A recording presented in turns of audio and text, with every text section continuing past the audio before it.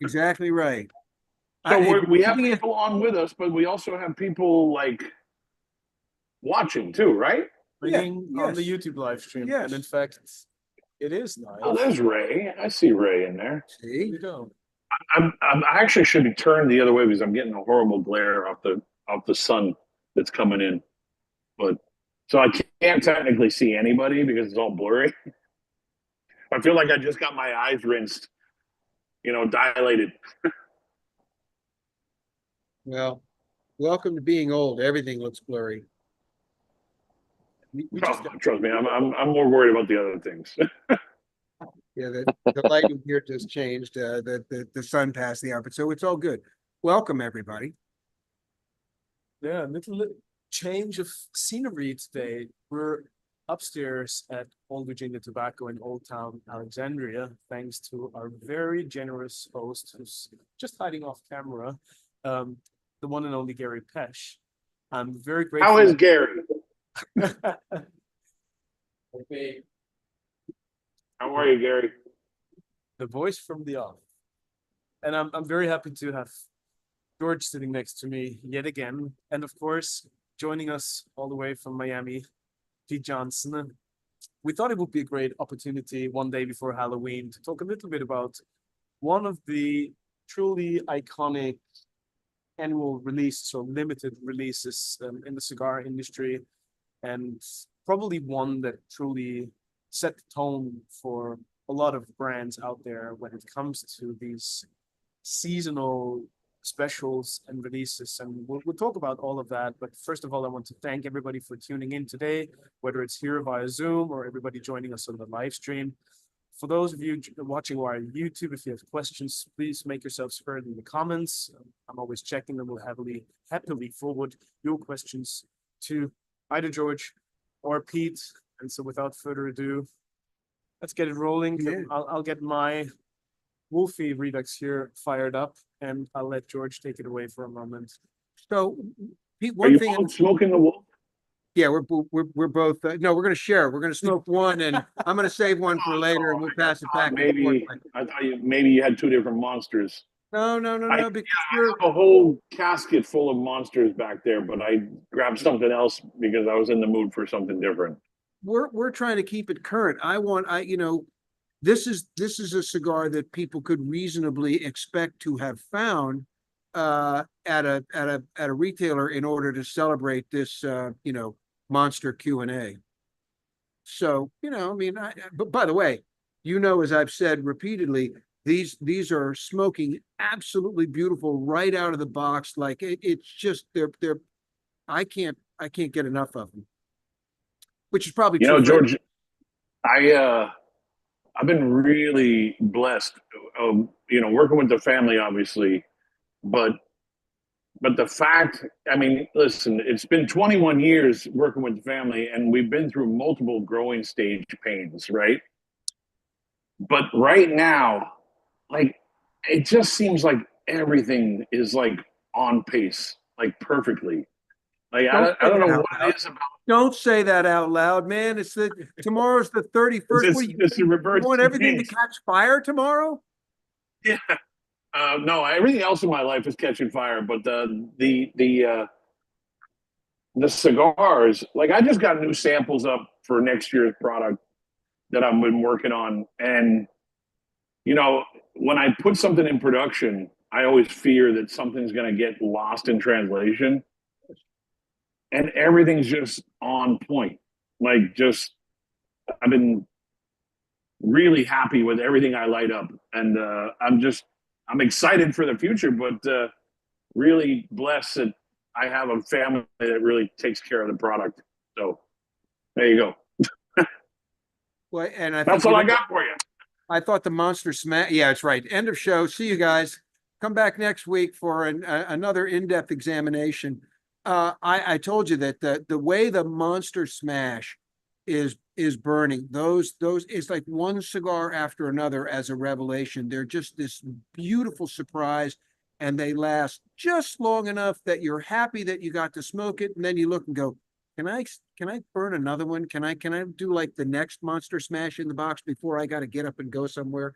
They're unbelievable teases. But listen, here, Pete, here's the one thing. I know this time of year you probably get sick of hearing and answering the same questions, but for the benefit of this audience, which may, to a large degree, be less familiar with the entire Monster saga, dial it back to Gloucester Street and the conversation, and give us just, we can take the Reader's Digest version, the thumbnail on the inspiration that led to the Monster series, which I was about to say before when we were talking about it. It's not the face that launched 1,000 ships; it's the facing that it started 1,000 ripoffs. Everybody wants to have the next Monster. So far, you're the one that's done it. Yeah, that back in I think it was maybe late '07. Might have been around that would have been around the Red Sox World Series, right? Yep. Yeah, it was somewhere around then. I remember being in town. I had just got a new iPad that I had ripped via one of those hacking websites, so I could actually like take it off the grid, Right. which I thought was really cool. And I was sitting in the Gloucester Street store at the time, owned by Jack Deckermanji and our good friend Jose Augusto, who went by Pork Chop. And he kept on talking. We kept on talking about theme cigars, and they had just gotten a few like limited edition things that we had done. And he said he kept on going off of a theme thing, and I was really into a T-shirt company that happened to be down the street on Newbury Street, called Johnny Cupcakes. And it was a T-shirt brand, but when you walk by Johnny Cupcakes, you actually thought it was like a cupcake store, but it wasn't. They only sold limited edition T-shirts, and people used to line up in the middle of winter to get a limited edition T-shirt from Johnny Cupcakes. It became this thing. Fast forward, we're in that conversation, and I had kind of had a couple ideas. One was called Rivals, where I was going to do like rivals in sports, but obviously not use their names, just their colorways, Right. and have them battle over each other, right?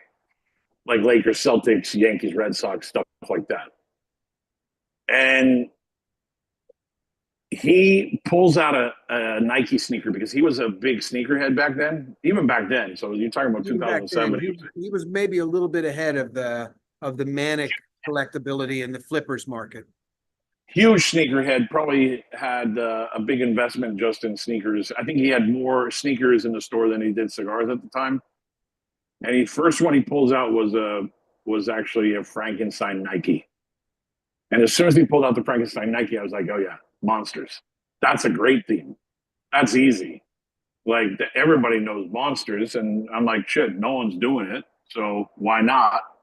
And before I left the store that day, I had already figured out like a lot of them that I was going to do in order how I was going to do it, but also like 13 count boxes. They have to be in coffin shape, casket shape boxes, monster coffins, obviously.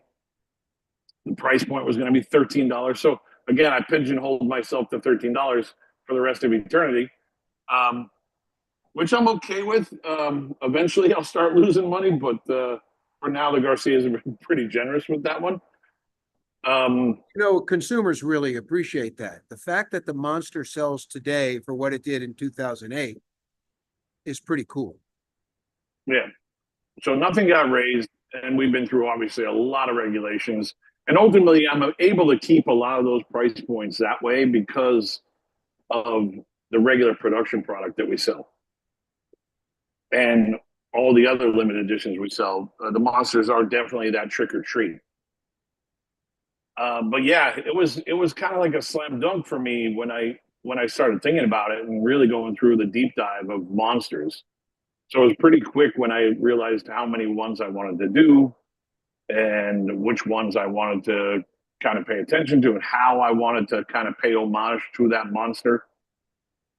of sizing and shape. But obviously, the one thing I really was cautious about was trademarks because I didn't want to get sued by Universal, right? So I always went with the Frank, the Drac, the Face, so it was inspired by, but not a direct, naming of. Frankenstein obviously is kind of public domain, so I could probably get away with it, but I still err cautiously. But yeah, it was a interesting time, and no one was doing themed cigars. We had themed pipe tobacco, we had seasonal pipe tobacco, but not many people were really doing seasonal or themed cigars. There were a couple, obviously, but nothing around Halloween. Nothing around, not even close to Halloween. And what's funny about that whole thing is that the precursor to that, I was going to do. Remember in 2007 when I went to the trade show in Houston? Yeah. I came out with a ceramic jar. The story behind the ceramic jar, which not a lot of people know about, but I still have the artwork. I was working with Action Label to make a new band, and it was called DDLM, Dia de los Muertos. Muertos, yeah. Dia of the Dead. And so that I had a hat made with a big skull on it, and it had DDLM on the brim. I don't know if you remember that one. And it was all about skulls for me for a brief moment. And then the Monster Series came in, kind of took over all my time. But then all of a sudden I started seeing skulls everywhere. And, Day of the Dead themed cigars, which came later, of course. But I was like, that would already pass for me. So I'm good with my Monster Series. And that was 07, so it actually predated the Monster. Wait a minute, you said it predated what? It predated the Monsters. Yeah. So the Day of the Dead. The Day of the Dead project. Someone asked me, I think it was Eddie Ortega, who used to work for EO Brands. He used to be a partner with Eric Espinosa way back in the day. I started telling him about this jar in the factory that I was going to have dancing skeletons, around this ceramic jar. And he's like, "You're crazy. Nothing will sell like that." And, that year when I came to the trade show in Houston, I actually had a jar. Of course, I changed my theme, got rid of the skulls, and just put the fleur-de-lis. And it sold really well. I mean, we sold 1,000 jars. That's all we made in maybe a day or two. And it became like a true collector's item for Tatuaje. But that predated the Monster Series completely. But your headspace was already there.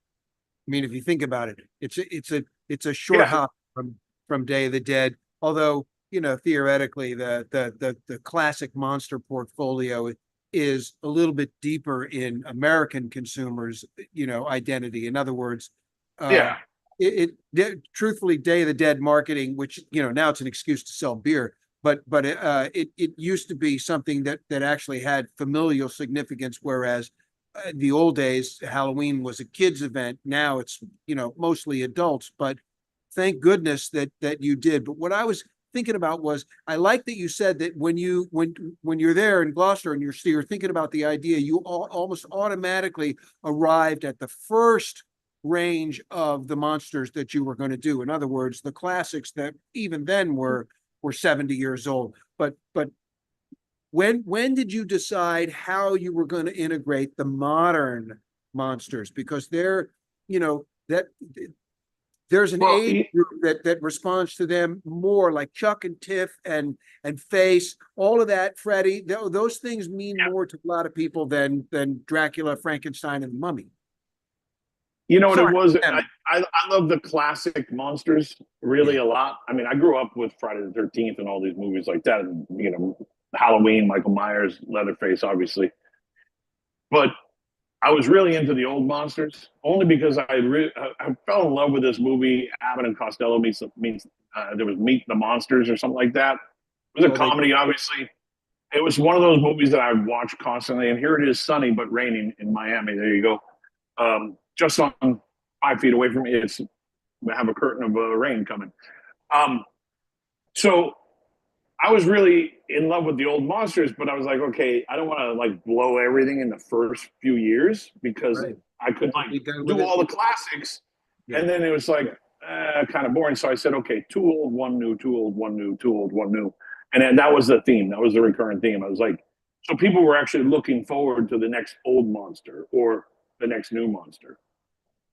It actually worked out great because Jekyll and Hyde too old, and Yeah. then the next year was Kruger, so one new. So it Yeah. actually the theme worked really well. Then of course I kind of skipped that and then went to 10, which was Michael. So I kept on going new because I was like, what am I gonna do for old? And Well, because I'd already there's still a few you could pluck out of that, but even so, it's extraordinary. So again, I know we're covering a little bit of ground that you've already been through, but here, yeah, what interests me the most is that now that we're into Redux, in other words, we've cycled through the 13 collectors that are always looking to fill their holes in the ones that they don't have. But as you go through the second generation, how do you resist, or do you resist the ability to tweak the blend? Like to say, yeah, I wanted to do this before. What stops you from saying, I'm going to get it right this time? Not no, that there are certain monsters I won't touch because I know that they're classics. consumer hits. But like Drac, I go into the factory going into putting the same cigar together based off of the original blend in the book. When we did Drac, I was like, it's just kind of missing something. Based off the original, tobaccos that we use, the original primings, it just seems like it's missing something. Let's step up one of the Visos to bring it a little more rounded and a little bit, maybe a little bit more punchy, but not too strong. Because Drac's supposed to be elegant with a bite. So I did change that slightly. Yeah. Leatherface, I tried not to touch at all, or the face. The Wolfman, I didn't even bother. Like I knew going into it, I was going to like the sample, and it was perfectly fine. The only Yeah. thing that the factory had to remember is how long the shaggy foot was. Right. That was Exactly. it. Shaggy. So we made sure that certain things were the same, and obviously sometimes they'll be different. Like with the Drac, it was different. I don't know if I will be changing much on the Mummy. Maybe the length of the cigar to distinguish old and new, obviously, because the Mummy was a really long cigar.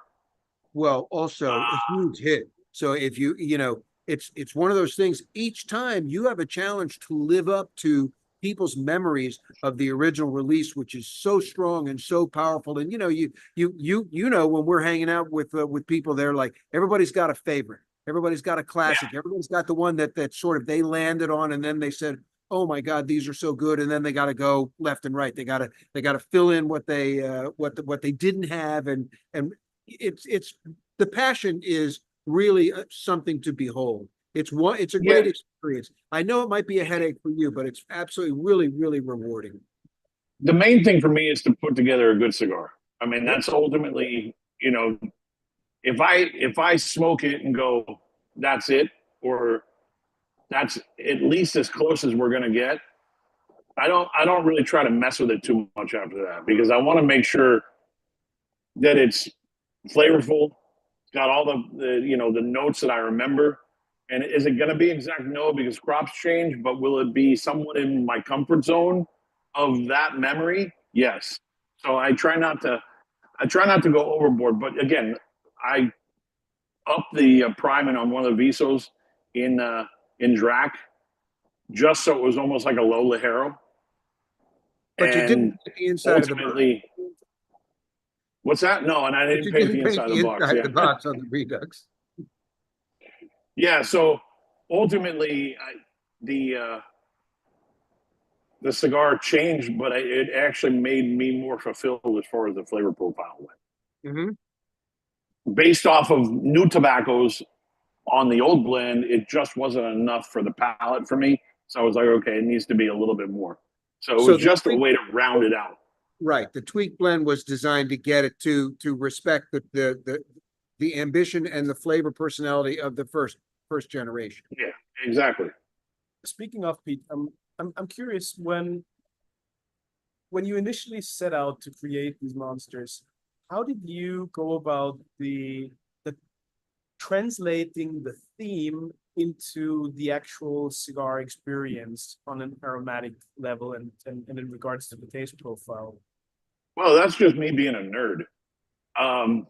Ultimately, you're like you look at Frankenstein, you're like, it's got to be tall, it's got to be square, Where? it's got to be kind of ugly. So broadleaf makes sense. Oh, wow. It's ugly. Yeah, it can't be too fat.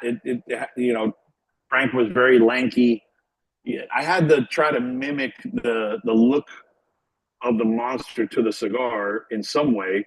So they all have their inspiration. Obviously with Drac, it was a mimic. It was a take on the Fang, but also the dagger that kills Drac. When it comes to face, it had to be just kind of gnarly looking and big and burly. The Mummy had to, Wolfman, obviously. I already did a steak for the Drac, so Wolfman had to be kind of like the shaggy foot, obviously, because of the fur. And then it had to have a point also, but I already did a round dagger, so I needed to do a box press dagger, and that's where the box pressing came in for the Wolfman, and then of course the Mummy of tall and lanky and gloomy and doomy. That was another cigar that took people by surprise because it looked kind of simple because it was a lighter wrapper. It didn't look like any of the other monsters because the other monsters were kind of gnarly looking. This was very simple, lighter wrapper to kind of mimic the cloth that went around the Mummy, and then tall and lanky.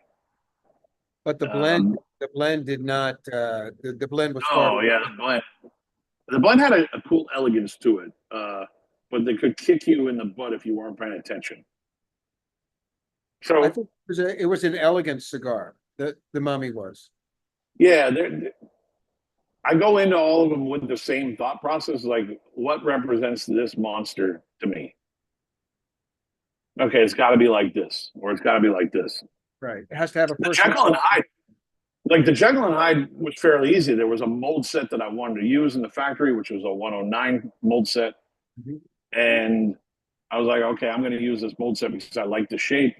And now I'm going to, make the two cigars side by side. But obviously an evil version of, which one's evil though, Dr. Jekyll or Mr. Hyde? Just But what I liked is No, that but Dr. Jekyll was pretty evil. He was hidden, he was cloaked in kindness, I guess.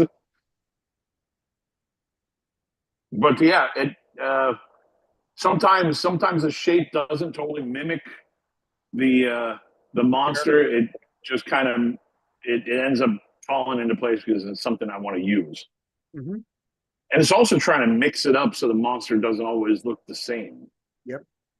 I mean, that's why I did the Monster Smash. I wanted people to enjoy the blends in the same format. Same thing with the skinny monsters. Skinny. But the original full-size monsters had to be all their own unique experience. In terms of revisiting the blends and but changing the format so it was either more accessible or you could put together that sampler. Which came first, the pudgy or the skinny? No, the Pudgies came first. No, actually, shit. My apologies. Technically, let's see, 12. No, the Pudgies. The Pudgies came in 14. The Littles came in 12. And at the time, I was always about the theme of if they're the monster, they have to look identical in different formats. Like the Littles were little tiny versions of the big guys. Mm-hmm. The Pudgies were little tiny, short, fat versions of Yeah. the big guys. They were basically just short versions of the big guys. And then the skinnies came about because I was looking for something else to do with the Monster series. And then And- that's when we decided, actually it was Dan's idea. He's like, hey, you're not using that Black Label stand-up jar, that Black Label Petite Lancero stand-up wood jar anymore. Yeah. For the Black Labels. I go, no, I'm gonna put them all in lay down boxes with all the Black Labels. I have a box design I want to use. He goes, you should use that jar for the skinny monsters that are in the samplers. And we started looking at all the different colorways. We're like, wow, this is going to be really a visual presence when you walk into a store. Yeah, because you can So see that was Dan's brilliant idea. yeah, and it worked great, but the sampler got everybody crazy for it in the first place, right? In other Yeah. words, there was a way across those, and by that time you were 8 or 10 when the skinny sampler came out. You were 10 cigars into the We were release. 10 cigars into it. Yeah, that's why it came out. It was an easy sampler to do.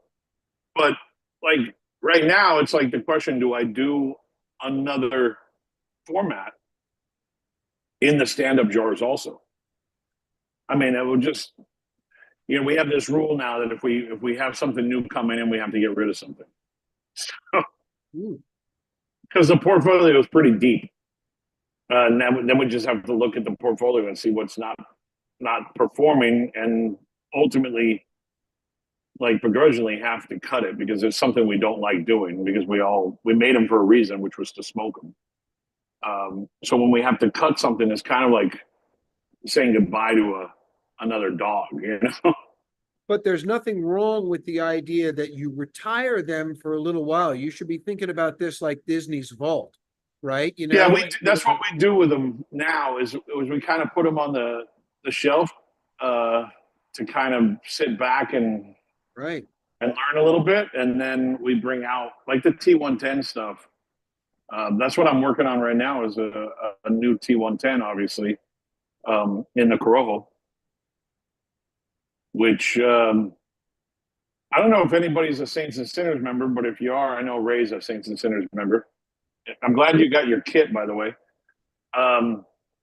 The little cigar that's in the kit, the little Corojo, that's actually a Cojete Corojo.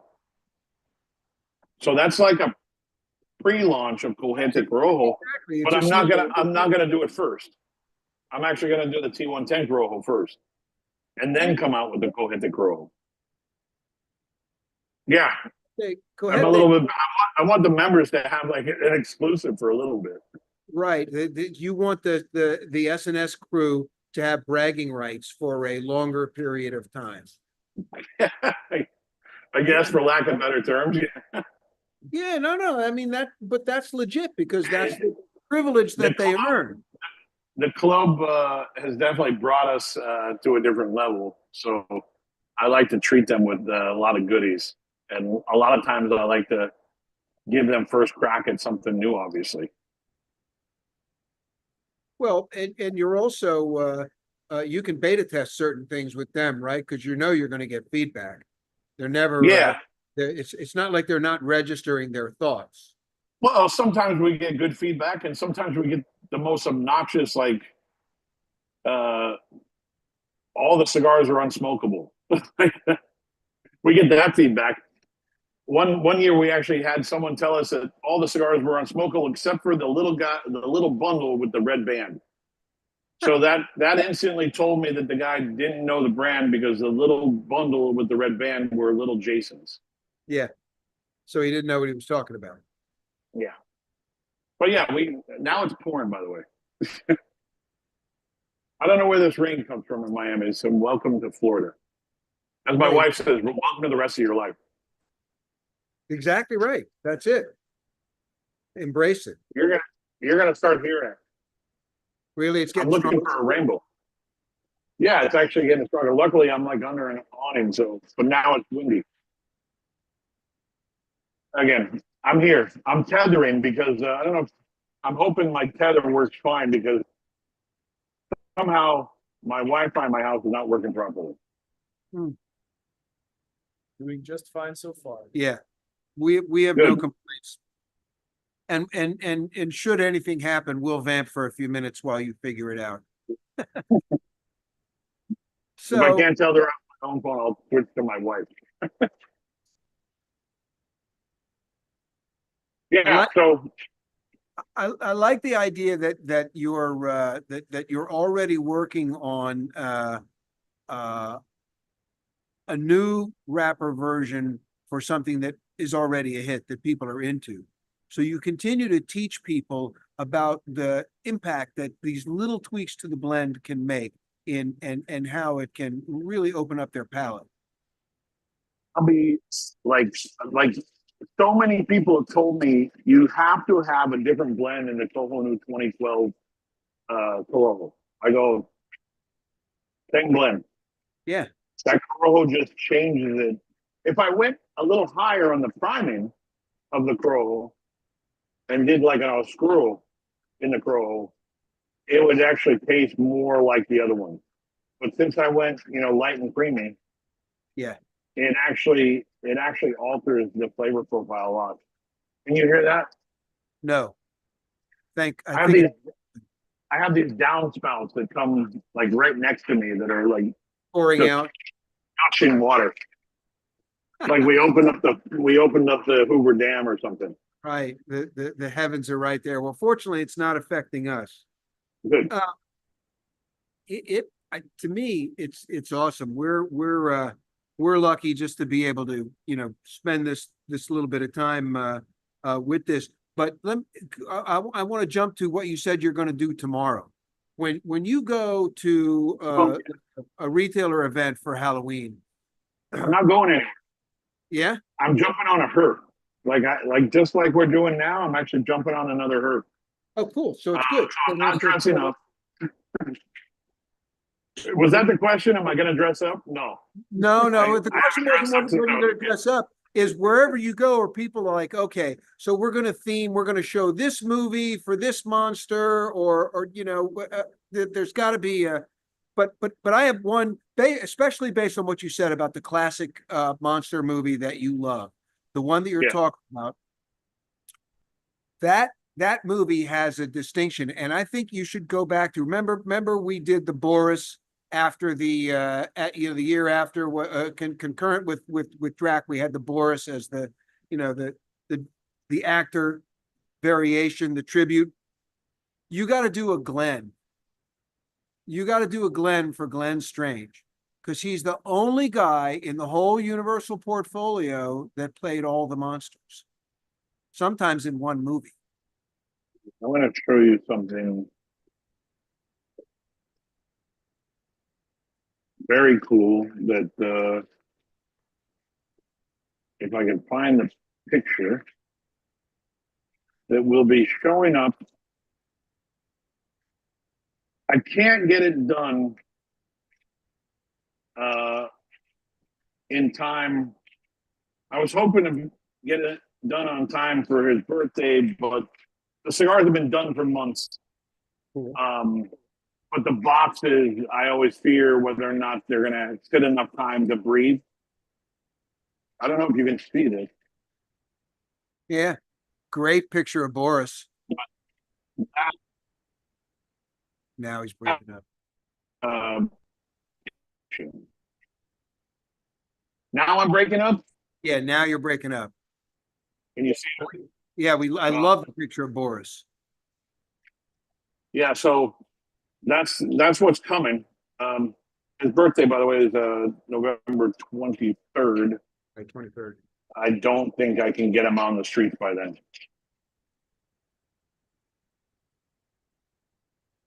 But am I still breaking up? No, you're good. Okay, No. good. So that's cool. That's a little tribute that's going to come out. Yeah, I did an official license with the daughter of Boris Karloff. And that will actually be the next thing to come out, obviously way before the Mummy. Right. Pete, on a broader level, or looking at the industry as a whole, with you setting the tone for themed cigars, how do you think that the Monster series has inspired the industry and other manufacturers to look closer at the idea and the concept of coming out with a themed cigar or a series that can have legs or multiple renditions over the years? I mean, I think like a guy like Andre Farkas did a pretty good job where he has a bunch of different themes, like fireworks and stuff like that. So he's always coming out with a different iteration of like TNT and things like that. So it's an annual thing for him. I think when the Monster Series came out, not a lot of people were doing seasonal themed cigars. So that's when everybody started looking at like what's the next open season? What's the next open seasonal theme that I can use? And it filled up really quick. Like the Thanksgiving themed cigars, Christmas themed cigars. Now everybody's doing advent calendars. Yeah. That was an old concept that I actually put on like a public forum, and I said, hey, here's the idea. If anybody wants to use it, go for it. I'm not going to do it because it's too much work. And no one did it for I think it was like no one did it for 12 years or 13 years. And then in the same year, all of us did it at once. Everybody did it. I think the first person that got it actually to market was Oliva, if I remember correctly. I was happy I waited. The packaging was done, but I just decided to skip it for the year. That's why, if you look, I released the years after. Yeah, 22, 23 together. yeah. That's why you should never date anything. The date stamp on the box is okay with telling people when it was packaged, Auction. but to put a date on something, it really kind of sometimes it just drops you into that date only, unless of course you're talking about like the year of the release and its continual regular production, like the Coho New series. Yeah. But to put like a seasonal date, like, hey, this was made for Christmas of 2021, everybody forgets that we still have a few of them. And then they go, well, those are old. We don't want those. Like, yeah, but the older they get, the better they get. Yeah, exactly. You should be putting a premium on those, right? Yeah. Sorry, there's a 50% upcharge for getting a 2021 advent calendar in 2025. I see a lot of friends in this room. Laurent from Skull 77, Barry from Canada, my dear new distributor in Canada who's killing it for Tatuaje, so I appreciate you, Barry. Ray, of course, I already said hello to him because we see each other in Dortmund every year. But nice group. Over at Nate, there you go. A lot of people I know. And plenty more watching over on YouTube. So Harrison from the CRA. And the Probably second, not seeing everybody because I don't know that. I Yeah. think there's another page. oh yeah, Harrison is here. They're probably sitting well, he's too far downstairs. below. He's below us. He's where he was when he was talking with you a few weeks back, and we're a couple floors above him. Yeah, I know. Yeah, I know he works in the same building. Exactly. We would have Thanks been to Gary glad Patch. to have him join, but I have a feeling he might be sitting at his desk actually trying to do some work at the same time that he's watching this unfold. By the way, Yeah, Harrison, great job with you. He did a great job. Thanks to Gary Patch, our great president of the CRA, that allows his place of business to be the office of the CRA. A generous president of the CRA. Gracious host too, by the way, always, for anybody who's ever finds themselves. Pete, just a little bit of maybe behind There's this Heiko. and greetings to Heiko. Share a little bit about sort of the inside baseball and behind the scenes of what it actually means for you to meet all the deadlines and the schedule for those seasonal releases. Because you mentioned earlier that you just sampled some stuff for next year's, and Yeah. I think not a lot of the end consumers understand what's truly going on behind the scenes and the challenges that you face in meeting schedules and deadlines Timing. for something that's Well, as- yeah, it's really about timing, obviously, because the Monster Series, it has to come out during the month of October. If you notice this year, I actually got most of them out the door before the end of September, which Really? arrived through the whole month of October. And even then, we had people forget that they needed to get them. So we ran out and had to apologize to a few people because we double shipped a few people. Because some of our good customers called us back and said, "Can we get more?" Yeah, I mean, like we actually pushed. For example, we pushed the Saints and Sinners shipments back, like basically another month every year because it actually, time wise, it made it easier for me to finish everything with the monsters and then get the Saints and Sinners stuff out the doors. It's really always tough to try to get the Saints and Sinners kits out every year. I think we did it in a record like 10-hour total period, where we packed 1,962 membership kits in just under 10 hours. Yeah, it's a little bit of work, but it was nice to have the extra month behind us, but it also gives us time to prepare all the swag for the kit, you know, and making sure that the hat company does their job right and making sure like the t-shirt company didn't do their job right. 4 master cases of t-shirts showed up 3 days later. And when they arrived, we managed to get the last, I think it was like 400 membership kits out that same day. So yeah, add another hour. So there you go. New t-shirt vendor? What's that? Is that a new t-shirt vendor? Yeah. So the funny part is that, you know, I have 2 other Johnsons that work with the company, but not related. So there's Sean Johnson, we call him Casper. Yes. And then Kyle Johnson, his brother, they both work for Universal. But Kyle has a lot of access to a lot of big access to a lot of these companies that manufacture things like t-shirts and hats. So we use his access to get things done in large quantities, very easy. Yeah, it's nice to have connections, right? It's nice to have people that are willing to share information. And hey, I use this guy for these t-shirts. You might want to use him because he's quick. Right. That type of thing. But they felt different. This year they felt different. Yeah, it's actually we're using. I think on all the t-shirts now we're using everything next level. It used to be where we use next level for the ones we use, for the ones we wear. Mhm. And then we found another base that was kind of similar.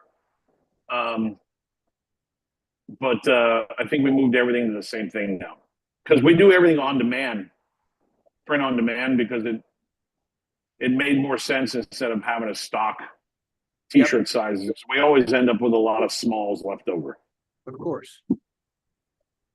Which is only serviceable for people who have growing kids.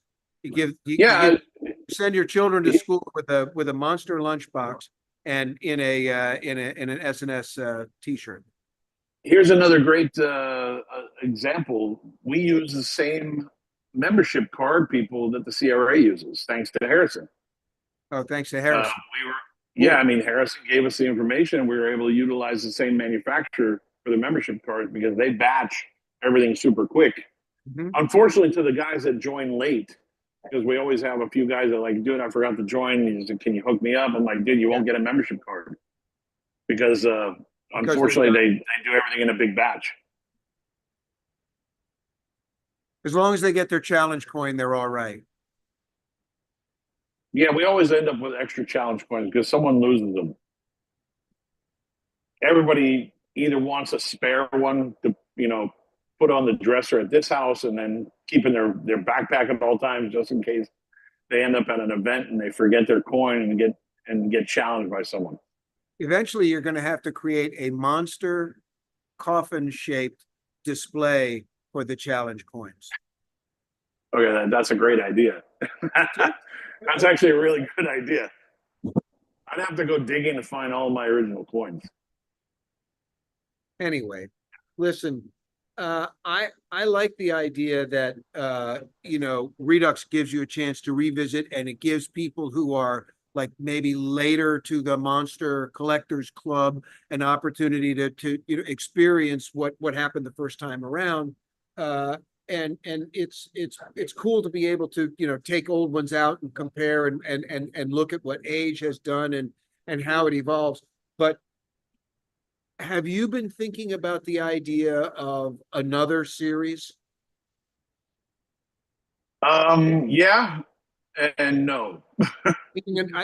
Another, what I meant was another theme group that the problem is nowadays anything that you do is almost automatically going to find an audience, so it's going to be bigger than you think. How Monster started out, that's a do you want to share with people how many boxes you made of Frank versus how many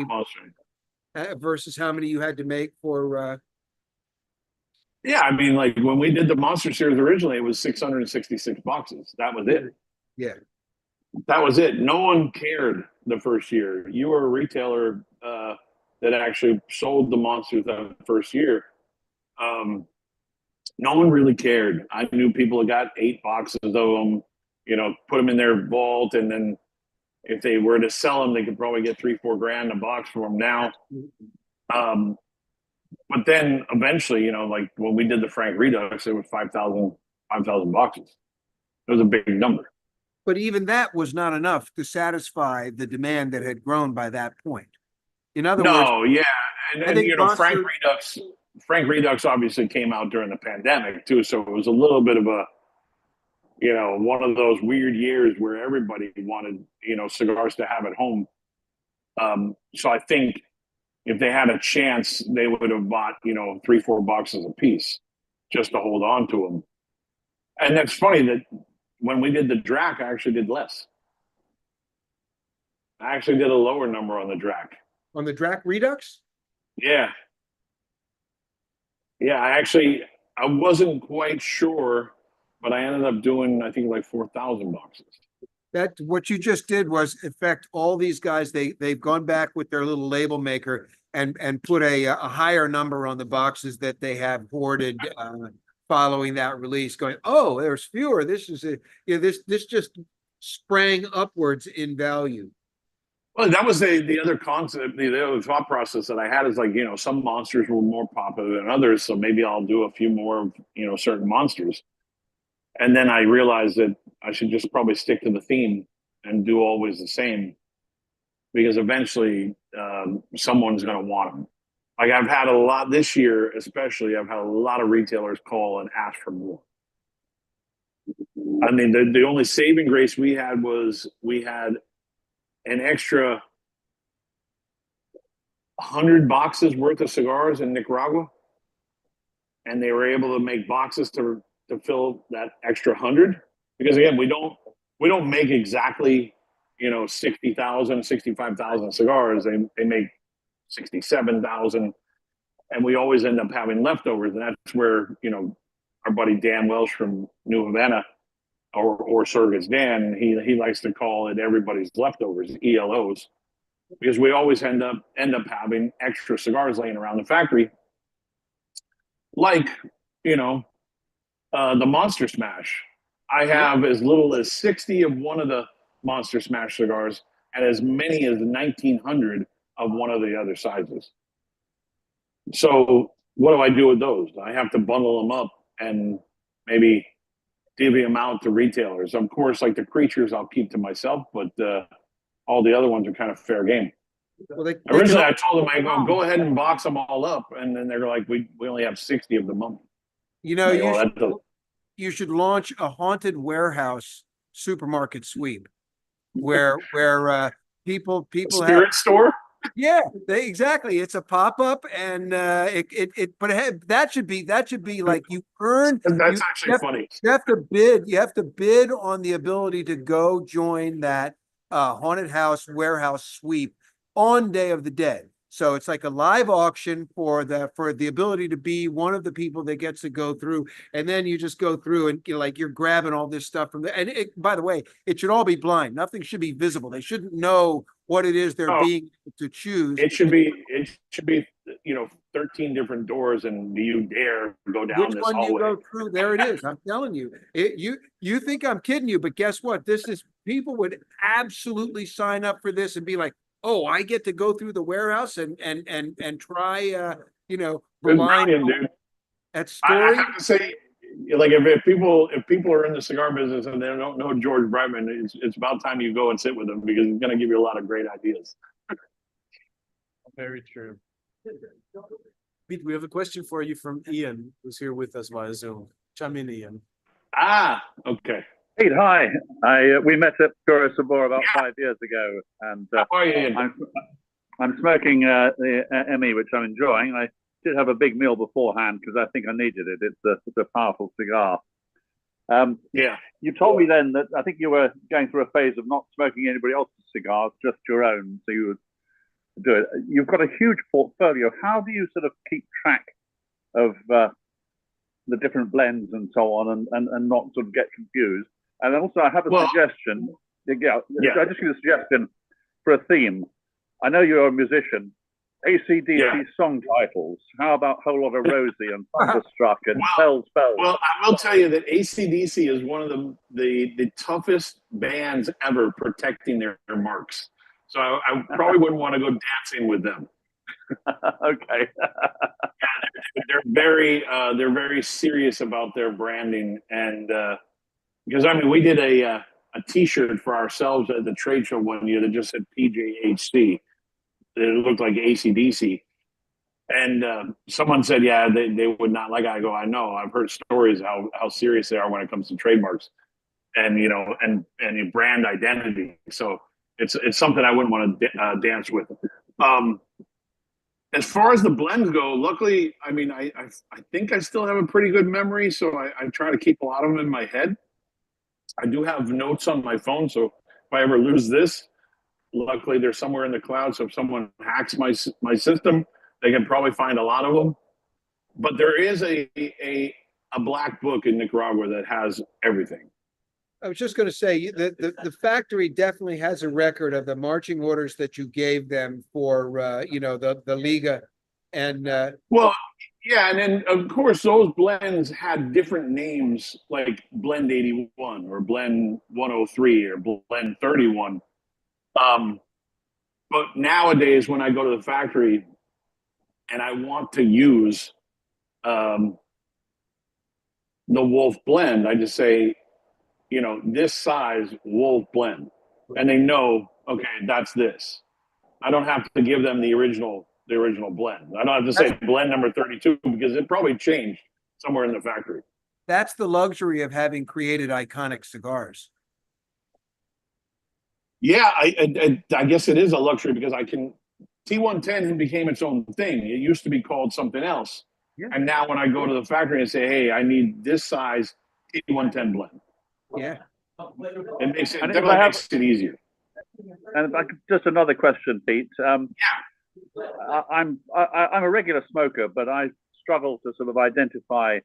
If you gave me a cigar blind, I couldn't tell you what was in it. What are your tips for people to learn how to get into that sort of detail and to appreciate the different types of cigars and to learn about them, apart from smoking lots of them? Yeah, a lot of them, but go through wrappers like the Kohonu series. Like, go through the wrappers. Test your palate to see what you like and what you don't like about wrappers, and then have a good friend like George Brightman that sits you down with a cigar and said, "Tell me what it is."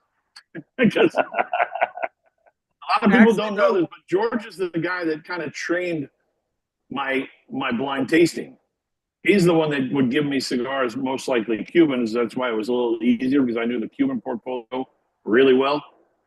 And he would give me those Cuban cigars and say, "Tell me what it is." And I'd have to kind of just remember, go in the Rolodex and, okay, that's a 548. So that's a Hermoso. So that's got to be either one of two cigars, either Romeo Exhibition number 4 or El Rey del Mundo Choix Supreme. And he would tell me when I was wrong, and he would tell me when I was right. But, it was, luckily I knew the portfolio. I used to do this a lot with my friends, though, and I used to call it a magic trick, because a lot of times they would bring me cigars and thanks to, what George did to me, you know, beating me up to try to figure out what these cigars were. People would bring me cigars all the time when I worked at the Grand Nevada Room and say, "Hey, what is this?" And I'm like, "Oh, that's an Epicure #1." And they're like, "How do you know that?" I go, "Well, I know the size, Well, I know the flavor profile, but I also know what's in your locker." I love it. Magic. Listen, the one thing I was going to add, you touched on it briefly there, Pete, is if you really do want to engage in like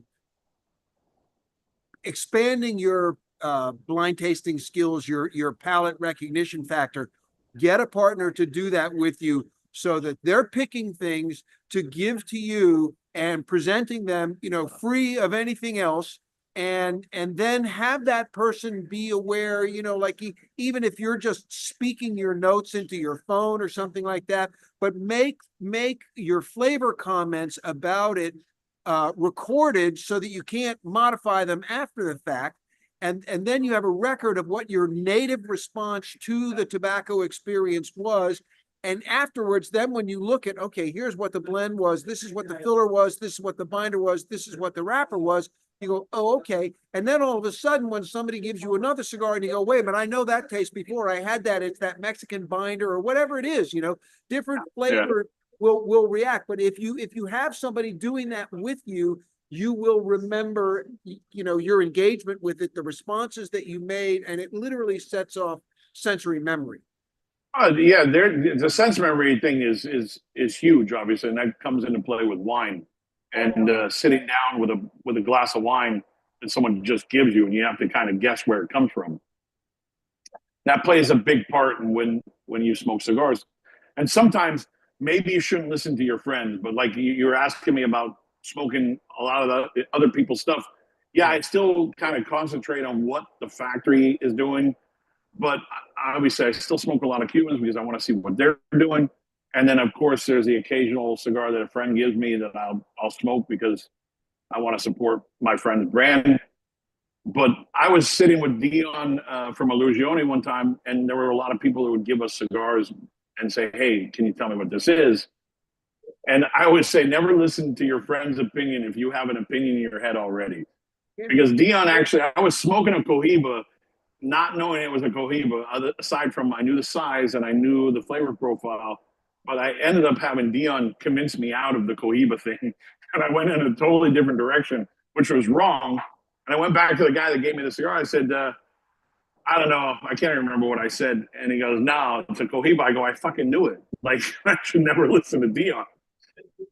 So I always say, like, don't let someone else influence your decision. If you have a gut feeling about something, just go with it and see if you're right or wrong. But record it, write it down or speak it into something so you know what's there and you can go back. But you're right. If someone else's taste buds reaction. And I don't record it, but there are a lot of people that write down everything about every cigar they smoke. I just don't do it. I just try to stick it back there because everything's stuck back there. It's just waiting to come back forward. And as you get older, it comes back forward less and less. But with certain things like wine and cigars and food, even where you really have it embedded into your DNA, especially if you've been doing it for so long, it just creeps forward. And then you have this moment of like, holy shit, this wine reminds me of a wine I drank 20 years ago while I was sitting on the back patio of a chateau in Bordeaux. And I'll go straight to that wine and go, I think it's this. And they're like, "Oh no, it's actually this." And I realize, well, that chateau's down the street, so it makes sense. It's pretty close. Right. The grapes are coming from the same neighborhood. But those are, that kind of sense memory is what builds everything, all of your skills in blind tasting. Because it's about that tickle. It's about your brain going, wait a minute, I've experienced this before, whether it's aroma or flavor, or even, characteristics of the cigar. I think aroma is a really big trigger. There's so much you can listen in when you're evaluating wine, same thing. And Pete, to your point, and I think that's an important realization also, is a lot of people when they get into blind tasting, they think the main idea or the main objective is to try and guess what it is and name the brand, when in fact all you're trying to do is educate yourself on what you're registering in the aromatic profile or the taste profile. And this is something that I learned very early on at the WSET when we did blind tastings. It wasn't so much about, is it this chateau or the other? It's about The grape. linking your perception with what you had learned about a certain grape varietal, a certain type of terroir. And oftentimes you could find a wine or a cigar that comes from here, and it's something similar to what's grown halfway across the planet. But Yeah. because of microclimatic conditions and the terroir being very similar, you end up in the same place. And it's so much more important to register these things and try to give it a neutral assessment and judgment. And that will get you much further along your journey than just trying to name guess what it is in your hand. Yeah, it should be. Yeah, no, if it's a pure guessing game, it actually is no fun. My wife told me one day we were watching, I mean, everybody knows it's been out for a long time, the movie Somm. And she goes, "You should do this."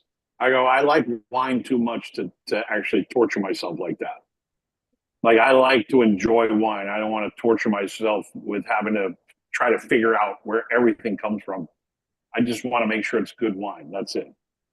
And ultimately with cigars, I just want to make sure that they taste good. You know, like there are certain cigars that I actually stopped smoking, not my own brand. This is when I was smoking.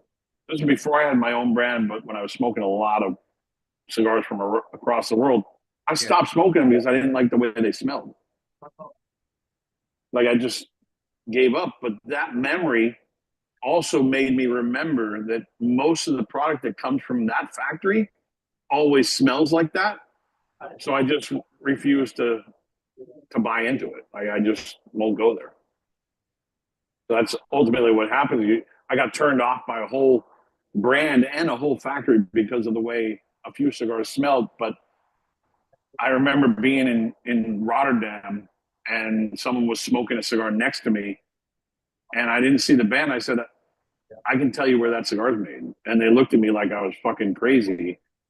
And I told him, I said, "It either comes from one or two factories, and I'm going to go with this factory." And he goes, and he turned the band over, and I said, "Yeah, I knew it." And he goes, "How?" I go, "I could smell it." That's it. That memory just came forward. And the same thing. It's not always, but Flavor notes. Same thing could be, there's a flavor quality that certain tobaccos have, and when manufacturers fall in love with a particular component ingredient, they spread it across their entire portfolio. And the minute that you light it up and taste it, you go, "Oh, there's that tobacco. I know where this came from." Right away. yeah, I mean, there's certain tobaccos I'll steer away from. If someone says, "Hey, can you use this in your cigar?" I'll be like, "Yeah, I don't like it." Right. Like, I don't like a couple different tobaccos from a few different countries. I just choose not to even engage because I know that I won't. You're not going to be happier. I won't be happy with it. Ultimately I'll get annoyed by the aroma. Mhm. What else? We got other questions out there? How important, on that note, Pete, how important do you think it is for a manufacturer to, over time, develop a very distinctive profile or sort of house style? Yeah, I think for consistency, one of the most consistent cigar makers ever only had like, I think, 3 blends, and that was Frankie Neza. I mean, he was consistent. He was consistently always making a decent cigar. I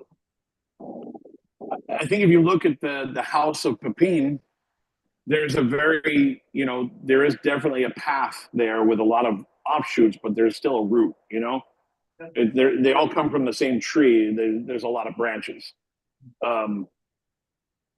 So yeah, for a while, I think people actually thought Pepin was very pigeonholed into, okay, that peppery spice right off the get go.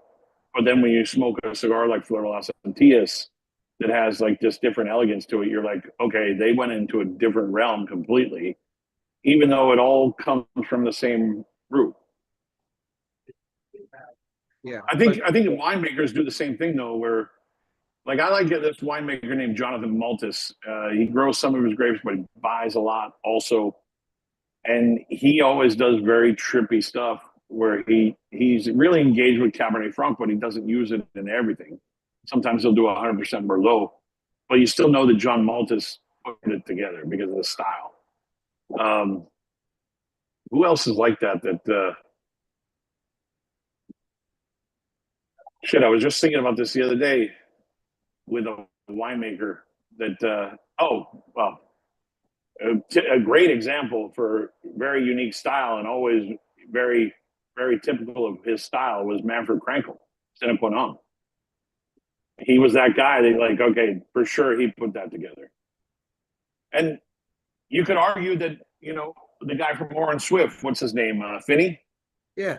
he's the same. He kind of bit off of Manfred's heels and decided to create like, you know, a cult wine for an everyday price point. And he has a very different, you know, typical style.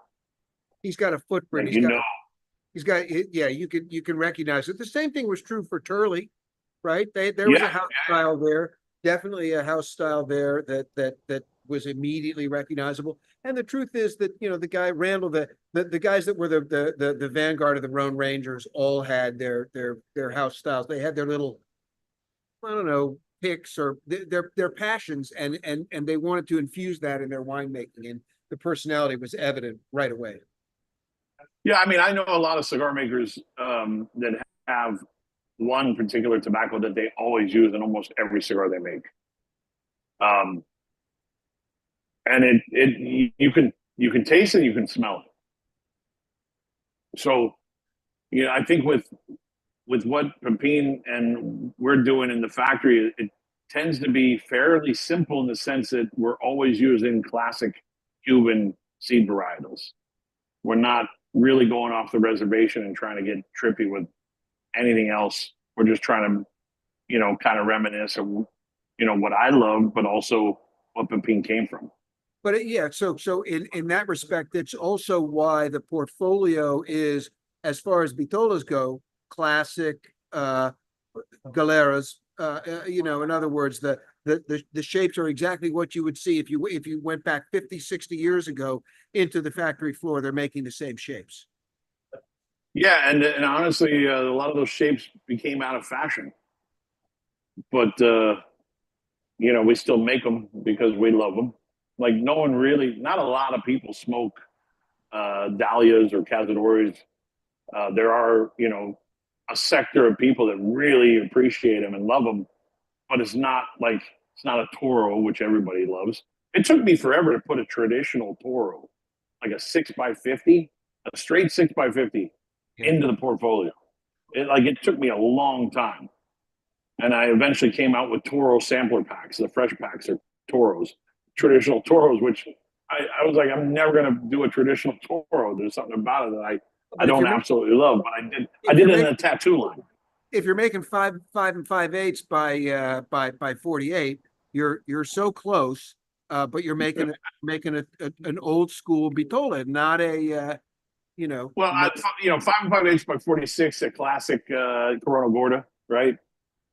And I remember talking with one of the other CRA board members, and every time I would come up with a new cigar for the CRA kit, it was always 5 and 7/8, 5 and 5/8. So they're like, "What's up with you and the eighths?" And I go, "That's just me being a cigar nerd." Yeah, those are throwback proportions that are, you know, loving tributes to the roots of the business. Yeah, but then you see like 5 1/3. You're like, I'll just call it 5 3/8. Exactly. Because I think a Monte Cristo Edmundo is listed as 5 1/3 by 52.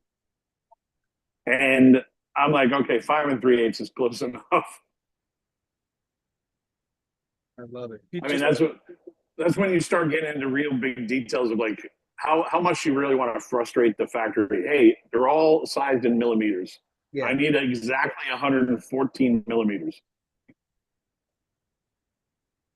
To briefly tie the house style component back into the Monster series, do you strive for the Monster series having its own overarching recognizable taste profile as well? Because you mentioned earlier some of the inspiration for the individual They're all different of Monster. So do Yeah. you think a series like this should also be somewhat recognizable as a Monster? No, they're all different. That's the trippy part about the monsters is that I think when we first came out with them, people expected Drac to be the same blend as Frank, and then Face was going to be the same blend as Frank. But when I told people it's not supposed to be the same blend, it's supposed to be different. A lot of people were confused by the whole series. They thought they were going to get the same blend, and that's a great example of what we do with surrogates. Everybody thinks that all the surrogates are the same, but they're all unique individual blends. They're all based off of something that we've done before, or maybe something new that we want to try, but they're all based off of that size. They're all formatted to that size. So it's a hard cigar for a lot of people to understand, because they think that they're going to like the Bone Crusher the same way they would like the Crystal Baller when they're completely different cigars. And then, but it also gives us variety. It gives us choices. It gives the consumers choices also, because we want to taste different things in different cigars, and the consumers aren't. If they end up tasting the same thing over and over again, they might like their brand that they always want to be identical. But surrogates is definitely not one of them. I mean, like if you think about certain smokers, there was always the guy that was a Davidoff smoker. That's all he smoked, and that's all he wanted to smoke. And it didn't matter if Davidoff might have changed the blend. It was a Davidoff guy. That's it. They were very fixated on a certain style.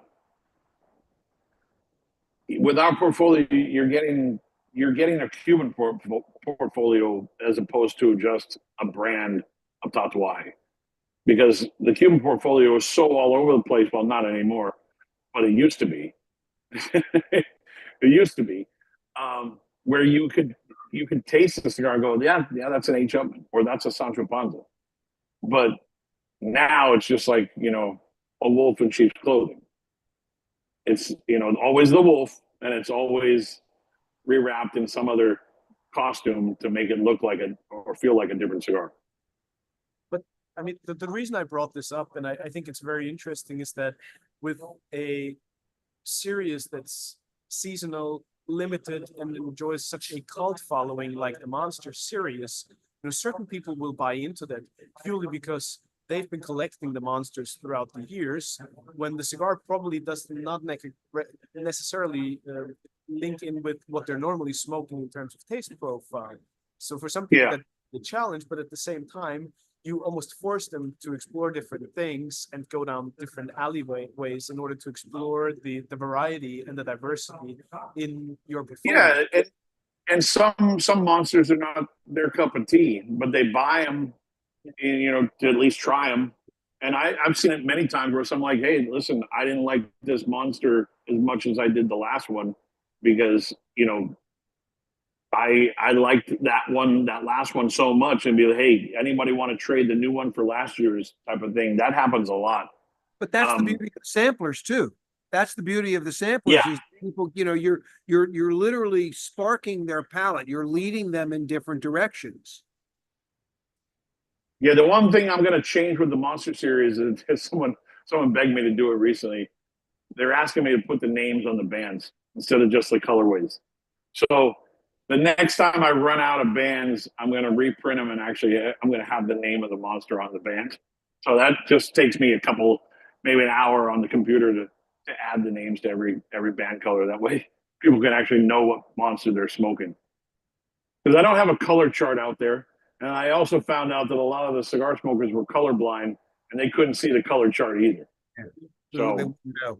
Well, so will you use the same typeface for describing the monster name, or will you do it inspired by the movie posters? no, I'll probably just end up doing the same typeface. It makes it really easy for me because if I start getting, well, again, it will take me just a little bit of time to do some research on what the font was for that movie poster. Yeah. And I could probably get away with it, but then I'll end up having like 4 different fonts on the same band, which is always really kind of annoying to look at for me. I think that's where my OCD will kick in, and I'll like say, nah, I gotta simplify this a little bit.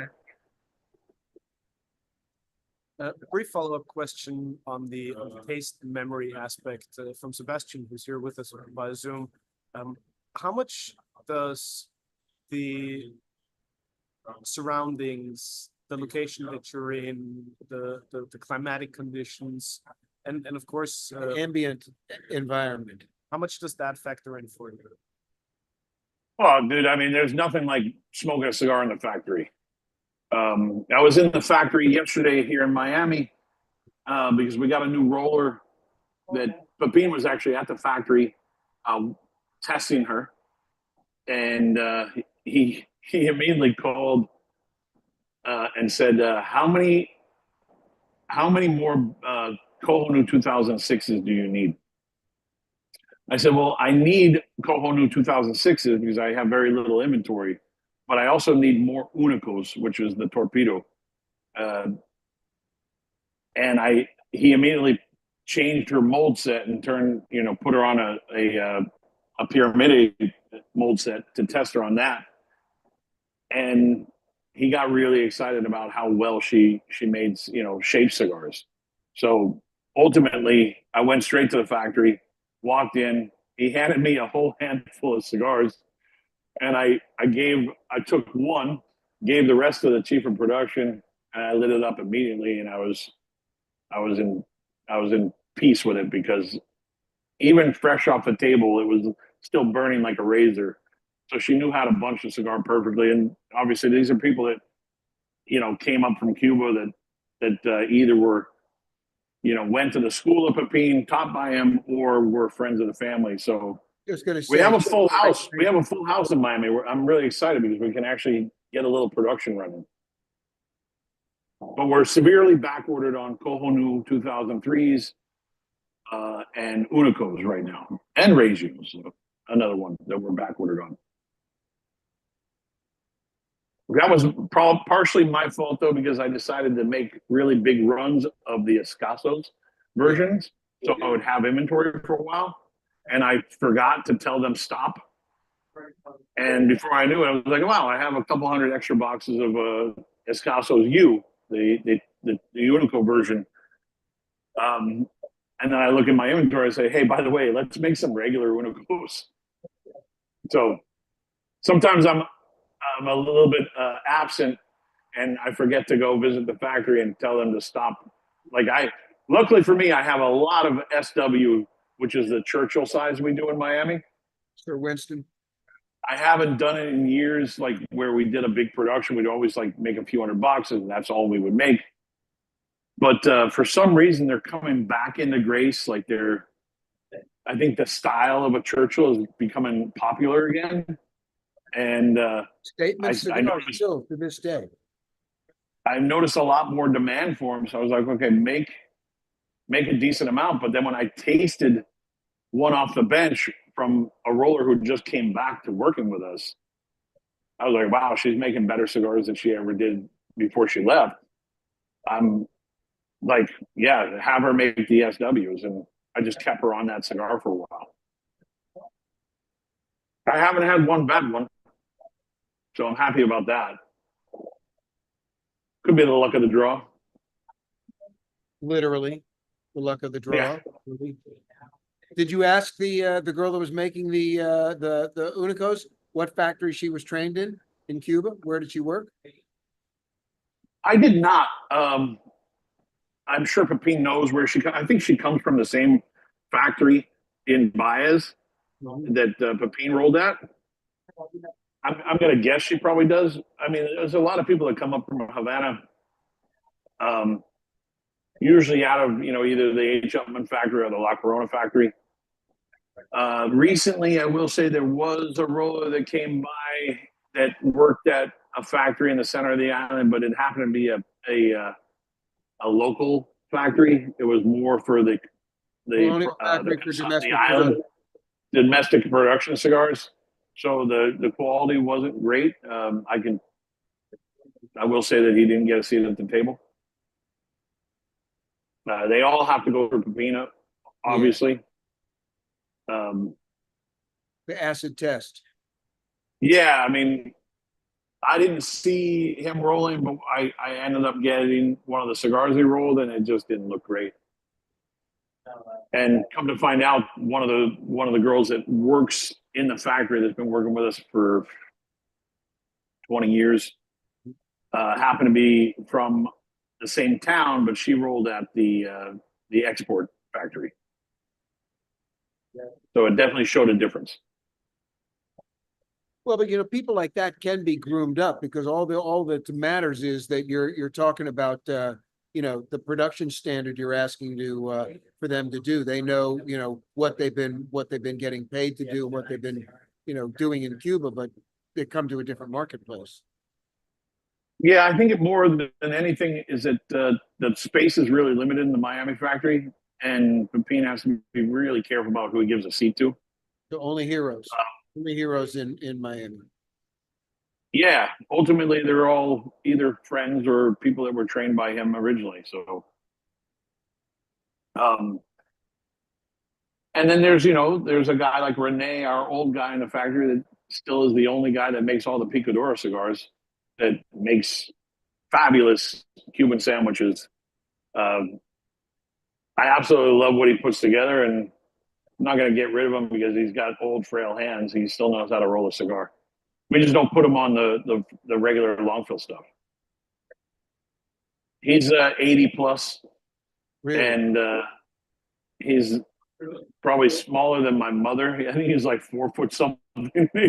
He's a tiny, frail man, but he knows how to make a Cuban sandwich. He comes to work every day.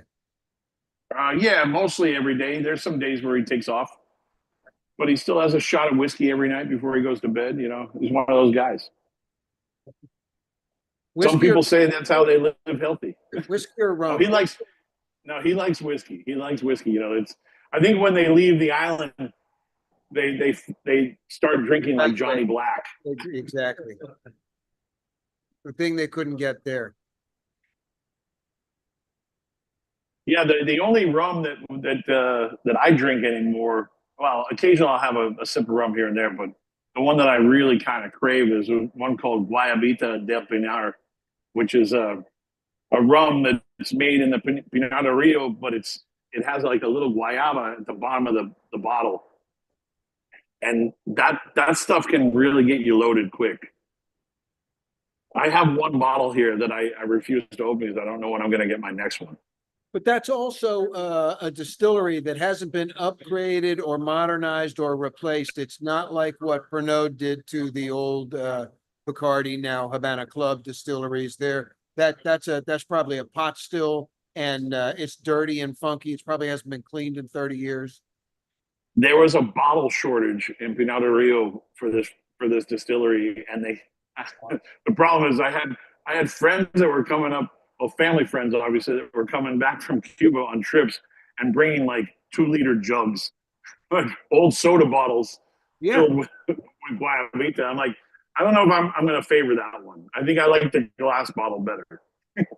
No reason why you can't rebottle it, and you can say, "Hey, I'd put him in a whiskey cask, and I'd put him in a whiskey cask and leave him for 6 months and say, oh, this is Guayabita refinished,' right?" Well, there was one moment where someone brought something back, and I took one sip, and I looked at my wife. I said, "I think they forgot to rinse the bottle out completely, because it tastes like maybe there's a little soap left in the bottle." Yeah, exactly.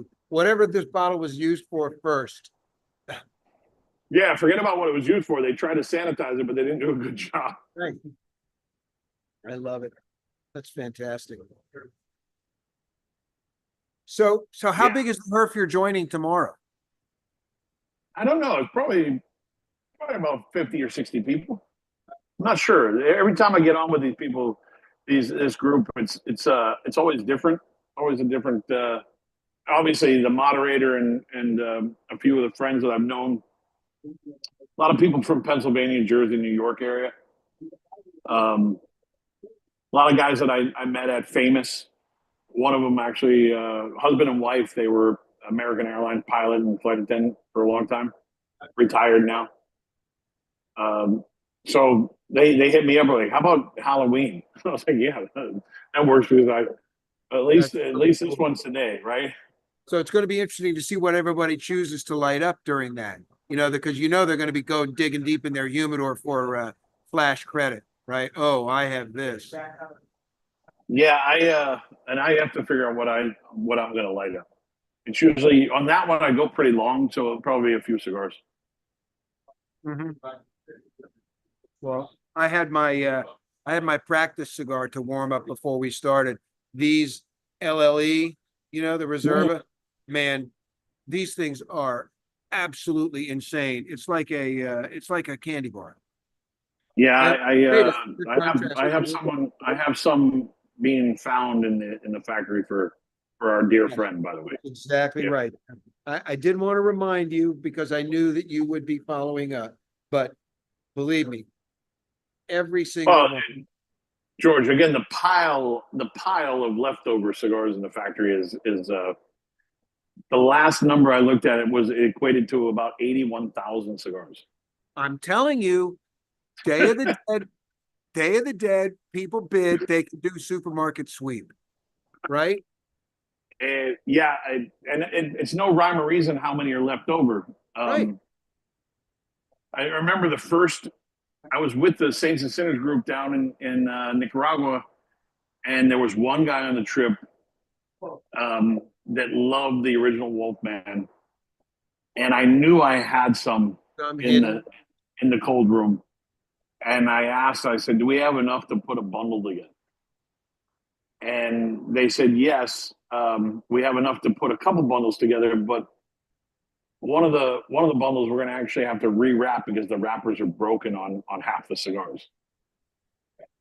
So it was a good night and day because we had one bundle that was original and one bundle that was rewrapped. And that was probably about 7 years after the original Wolfman came out. So they're just sitting there. So he got I have two old Lowry cases sitting in the factory. He got both bundles, Pete, and got. No, we all smoked one, and he got one because he won the rolling contest. Oh, that's cool. That's good. Well, at least he knows what he's doing. He won the rolling contest. Yeah, he's still pretty proud of that one. I was trying to convince him he wasn't going to win, and lo and behold, he did. You should have given him his roller certificate for winning the contest on a piece of wrapper leaf, so that he would the bragging rights would only survive for so long. It's like, hey, this is the material. Yeah, the list of leftovers is pretty long and pretty deep. Some of the cigars are close to 11, 12 years old. So I just have to go through them and go, what do I want to do with these? Some are usable and some are probably not usable unless I rewrap them. Lost and found project. Did that. Think about the contrast that sets up a unique flavor experience in and of itself. Here's the 12-year-old cigar with a brand new wrapper. So think about what that means. And believe me, that there's absolute, the army is out there that would say, yeah, bring it on. We want to taste that because we'll tell you what we think. We'll tell you what we think of this new, the new iteration with the new wrapper. That's a great. Yeah, a lot of times when we would go and do the Saints and Sinners trips, when we'd take tours of the factory, I'd always go through that list and say, hey, do me a favor and rewrap. Even if the wrappers were good, I would say, do me a favor, rewrap 100 of these with broadleaf instead of criollo. Mhm. And they would put a brand new wrapper on that original filler just to give these guys a kind of a treat of something that they wouldn't Yeah, have tasted totally new normally. experience. Totally new And experience. that's, again, it goes back to why I love putting different wrappers on the same internal blend, because you can really have a drastically different experience. Yeah, and you confound their taste buds. You're taking a left turn from their expectation, and you never know what people will go crazy for. They'll just be like, "Oh my God, I gotta have these," and now you've got a new project. I love it. It's great. A lot of fun. Did it stop raining, by the way? Oh yeah, it's sunny. Welcome to Miami. Yep. Very nice and sunny. Yeah, it's a whopping 4:35 here. It's pretty peaceful now. I don't know where. There must have been a rainbow though, because it was raining near me, but I could see sun in the distance. So. Questions? Yeah, Dayan had a question or a comment for us. Oh yeah. Hi. Hello, What's up, Pete. bro? How are you? Hello from Vienna, Austria. So I have a question connected to what you were Sure. saying from the very beginning when you were explaining about your cigar bands and all of that. That you don't want to break any copyrights and so on. Yeah. The question is this: I'm making cigar band art. Are you familiar with that? Right? People do Yeah. this. Yeah. Are you like taking the pieces of the bands and actually making art out of that? Yeah. Yeah. I've seen some pretty talented work where they take all the different bands and they try to collect like hundreds of the same band, because that ends up being like the neckline on some guy's face. Yeah, I will show you. I will show you just what I do, and then I'll tell you the question. I'll quickly. Answer the question because I know where the question is going. It's considered found art, So and this it's yours to like use. this. Oh, This. that's amazing. Melissa? You see. So this is made entirely out of bands, right? And the question is this, right? People are asking me, to sell the originals, but I'm not selling them.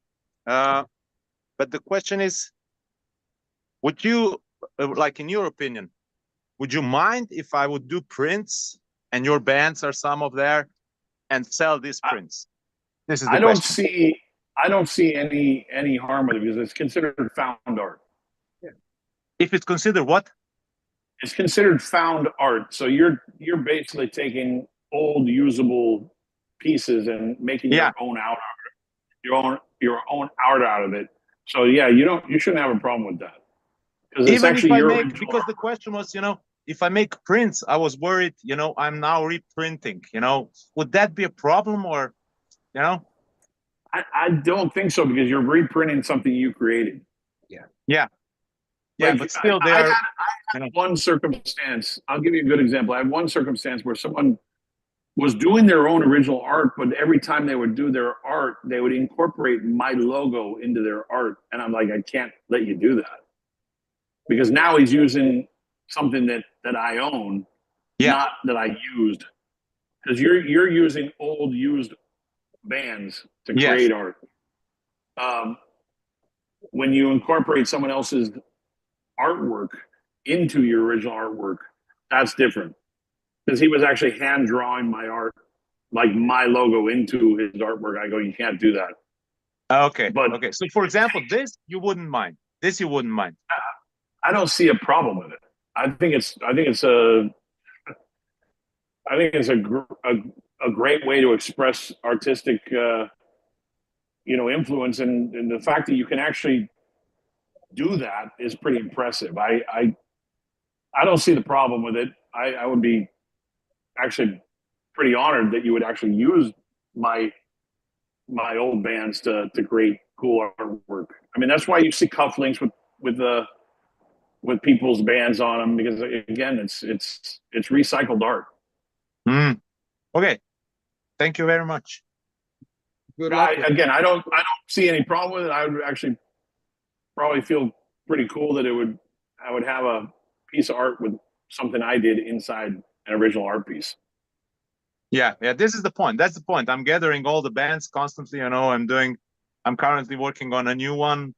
And yeah, I was just, because people are asking me, to sell prints, but yeah, I didn't start it yet. So No, I mean, I'll give you a great example. There was a guy that took old Levi's, he deconstructed them and reconstructed his own versions of jeans, and it was perfectly fine.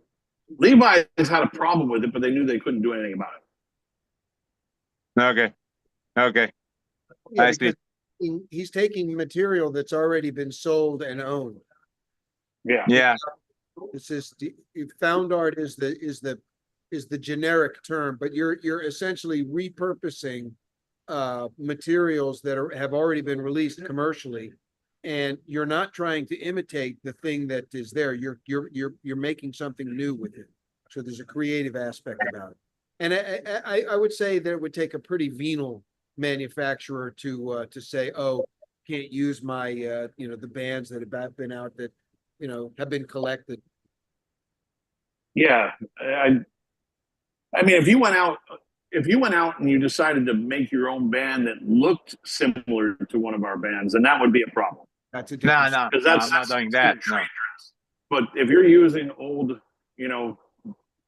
recycled art, I don't see a problem with it. It's like, I don't know if you remember those old tapestries where people would take old silk ribbons, the satin ribbons from cigar boxes, and make these beautiful tapestries. wall hangings, Yeah, wall hangings. I have a few of them. I think they're beautiful, and 19th century. I think it would be really cool to be part of a really cool piece of artwork that you never knew that someone could actually create. Because what you do with those bands, it takes a lot of talent. I have to say, there's a lot of work that goes into that. So It takes a lot of time. It takes a lot of time. It's a slow process. I think people have to look at the beauty of it, and not so much that hey, you're using my trademark. Technically, you're not using their trademark anymore. Yeah, I'm just asking, like this on these Zooms, I'm asking, owners of cigars, cigar brand to get that's the way I feel, but you could get to the next manufacturer and be like, absolutely not.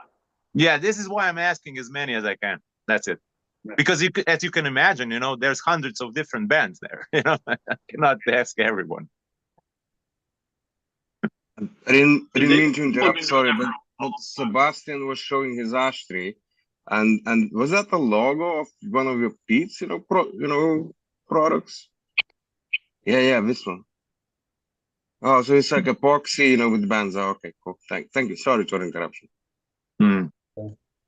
These are historic bands, no? With the late Austrian emperor in the middle, and there are some pieces of art, no? Trays or all sorts of things. But the main problem for somebody who makes this is to get the bands, no? So yeah, I'm getting the bands. Since you have a few hundred bands, you easily can make a portrait of him, no? With cigar bands, no? But it's a nice hobby, no? Yeah, I'm getting it at Hauptbahnhof. They are in the cigar lounge. But in the past, there is a historic. We had a lovely museum in Vienna, and most of these thousands of bands were destroyed because nobody was interested. But there are some countries like Spain or the Holland or Belgium where cigars have a longer tradition, and they're collectors of bands like collectors of stamps, no? But to make these things, you must collect. I always, when I smoke a cigar, I always keep the bands. So you can make the same thing with bands and also corks. Matches. Yeah, I mean, I collect corks for every bottle I drink. If I ever decide to do something with it, I hope people appreciate that I drank all those bottles. Yeah, it's a sacrifice you made for them. Right? That was your supreme sacrifice for art. Evidence that misses don't appreciate, I'll show you another one because I have it at home and I'm trying to do something with it. Just quickly, Sebastian will appreciate it for sure. Now this is original. Arnold. Oh, wow, that's really good. He's got similar muscles like Pete, no? So there's a T-shirt, but you can't see his biceps like Schwarzenegger. Don't let Yeah. Schwarzenegger see that, he'll want to buy it. And here is my, you see how I gather all the bands? This is how I collect them. And then, you know, there's the bands. And this is the current work I'm working on. That takes a lot of work. Very cool. Very Wow. impressive. Yeah. There's a work there. Is that Einstein? Yeah, got it from the Yeah. first one. Congratulations. It will be Einstein. You see, I have him here. Oh, there you go. He just wanted to cut in here really quick. It's great having you on this show tonight, and Reinhard, great work getting Pete out here, especially the night before Halloween. So it's great. I just had a quick question for you, Pete. I mean, especially with the SNS Club, and Yeah. just, I guess it's two questions, right? One is what was, and I might have missed it in the first. I missed the first 15 minutes, but what was the idea behind that club, and what's the future? Where do you see it going? Because I know you use it because it's like a bit of a test bed. You know, we get some exclusives, which is amazing. Yes, indeed. Favorite Yeah. one. It's you know, it's great, and I love that. I love how the bragging rights and being able to say, look, I got this. No one else has it for now. But what's your plan? Like, where do you see it going? Has it grown as quickly as you thought it would? And like, how do you see those 1962 split across the world? Do you sort of see like, oh wow, there's a lot of Europeans coming in, or like what's your whole feel around the SNS Club? Yeah, it's all over the map, but we also, the original concept of Saints and Sinners was never to be a selling avenue for Tatuaje. It was always meant to be a promotional tool for the brand, but also a way to create the culture and promote the culture. So I always fought with everybody that was involved. Where's the line? Like, as soon as we cross this line, we end up becoming like an online retailer. And I didn't want to do that because I didn't want to compete with my retail stores. So I use it more as a promotional tool. Now I have a hurricane going on outside of me. if you saw the weather. Everybody wants to join, and I can't even get on your club. Yeah. Well, yeah, we try to like limit the new membership to invites from our other members, but there's a lot of times where the old members don't want to give referrals. Yeah, And every member has a way to refer people. But the members try to keep it small. Yeah. keep the numbers down, so we remain an elite club. Exactly. Shush! I wanted that membership for 3 years now. Guys, what's going on here? Let's see it. Yeah. That, Clear the wind. if you can see, it's getting dark.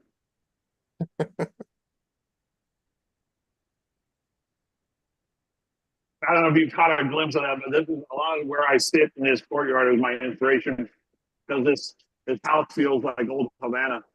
So I have a lot of fun sitting here smoking cigars and just kind of thinking back in time. It's your little time machine. I have a question to the current SNS Club package. I'm smoking the number 1 at the moment, the one you gave me in Germany. It's Love a that. very slow smoke, yeah, very weird size. It's what, 6.5, 46 or something like that. It's essentially an escato that I made in Nicaragua. Okay. Interesting. Yeah, because it's maybe a little higher priming of the Corojo, but a Cazadores shape. I'm like literally getting wet now. That's what's crazy about this. Yeah, definitely Cazador shape. Yeah, very nice size. I mean, I love those slim and long cigars. And I start at 7, I still smoking it. I mean, it's like hour and a half already, almost 2 hours. Well, like the escatos we never do out of Nicaragua, but I love the Cazadores shape. And this year's theme was very based off of Miami products. blends like the original Cafe, the Tatuaje Brown label, and also Coho New series. So I want to kind of like feature those cigars, sometimes in different wrappers, sometimes in the same wrapper.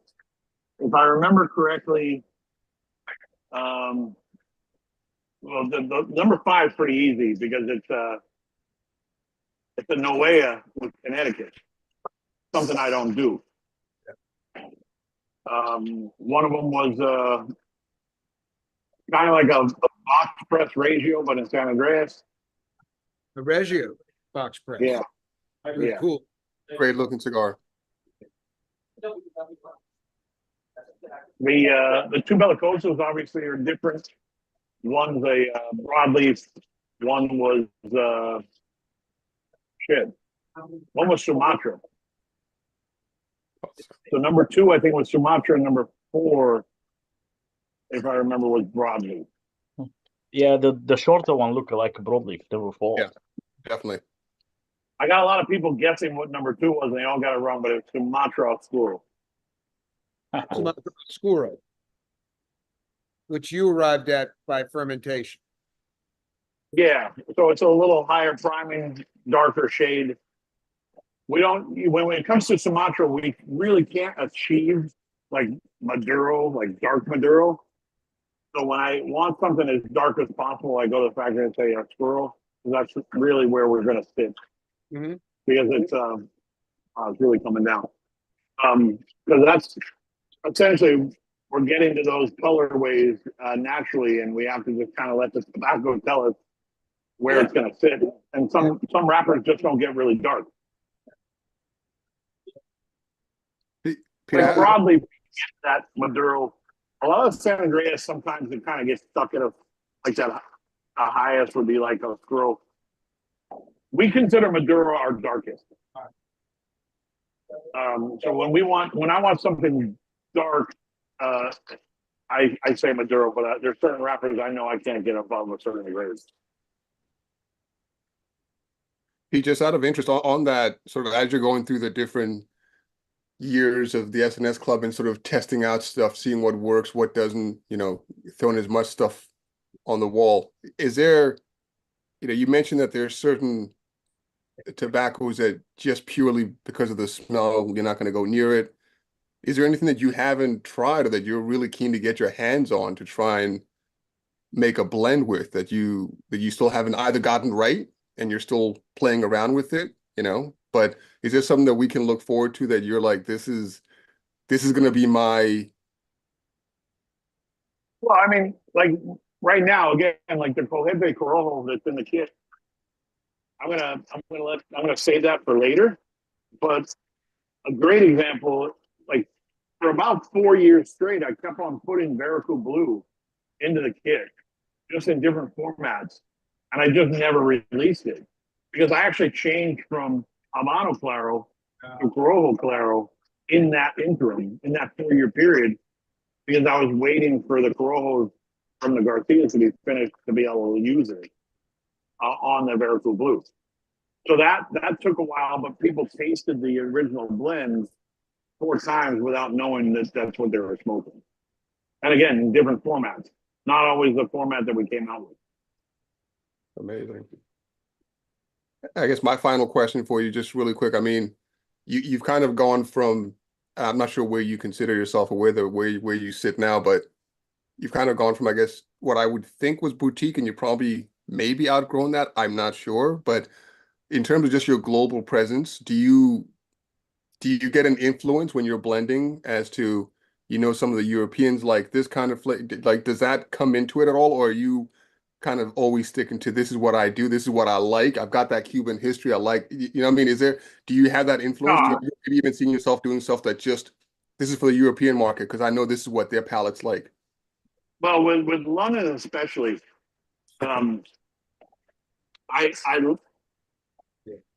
think I lean more towards the classic Cuban profile. I mean, there's obviously cigars that are a lot stronger than that style, but for me, it's always good to kind of,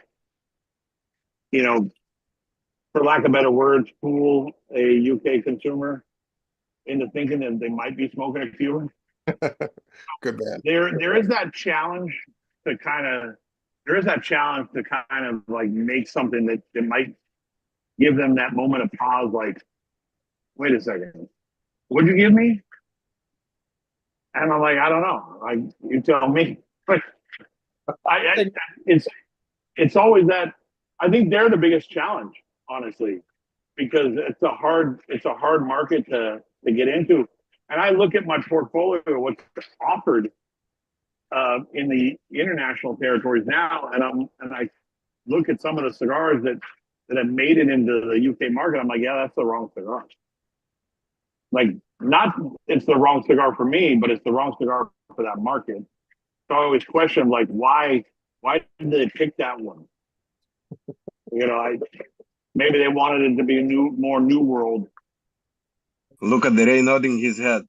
He's right though. Yeah. He's right. He's right. And you know what, Pete, you're right, because I've given your cigars to a few people out here in the UK, and you know, all they hear is, oh, it's non-Cuban, and they look at it and it might be dark or whatever, and they're like, oh, that's not what I expected, you know. Or we've got somebody who's just signed up first year membership to SNS, and they're kind of giving me updates on every one that they're trying from the pack, and they're like, that's milder than I thought. They're kind of just being thrown off by what they're getting, and it's just like, this is not what I expected. So yeah, I think you kind of hit the nail on the head there. I think, you know, the history of Cuban cigars, there was something so simplistic, even though it was so complex at the same time. It was just a good cigar. I mean, like, again, I grew up in the, you know, the heydays of the late 80s and early 90s with Cuban cigars, which I think were the best time.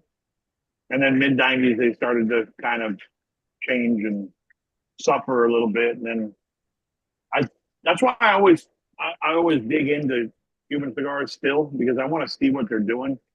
And some of them surprise me, and some of them I go, it's typical of what's coming out now. I love the history of it. Do you think they still use Cuban tobacco fully? Oh wow, controversial. I hear a lot of rumors, but unless I see it for 100%, I can't tell you whether or not. I've heard a lot of rumors that someone saw, you know, an airplane full of bales of Nicaraguan tobacco. Like, I didn't see it. I heard that rumor in the Dominican Republic in 1996. I was at the airport in Puerto Plata. This is before you could fly directly into Santiago.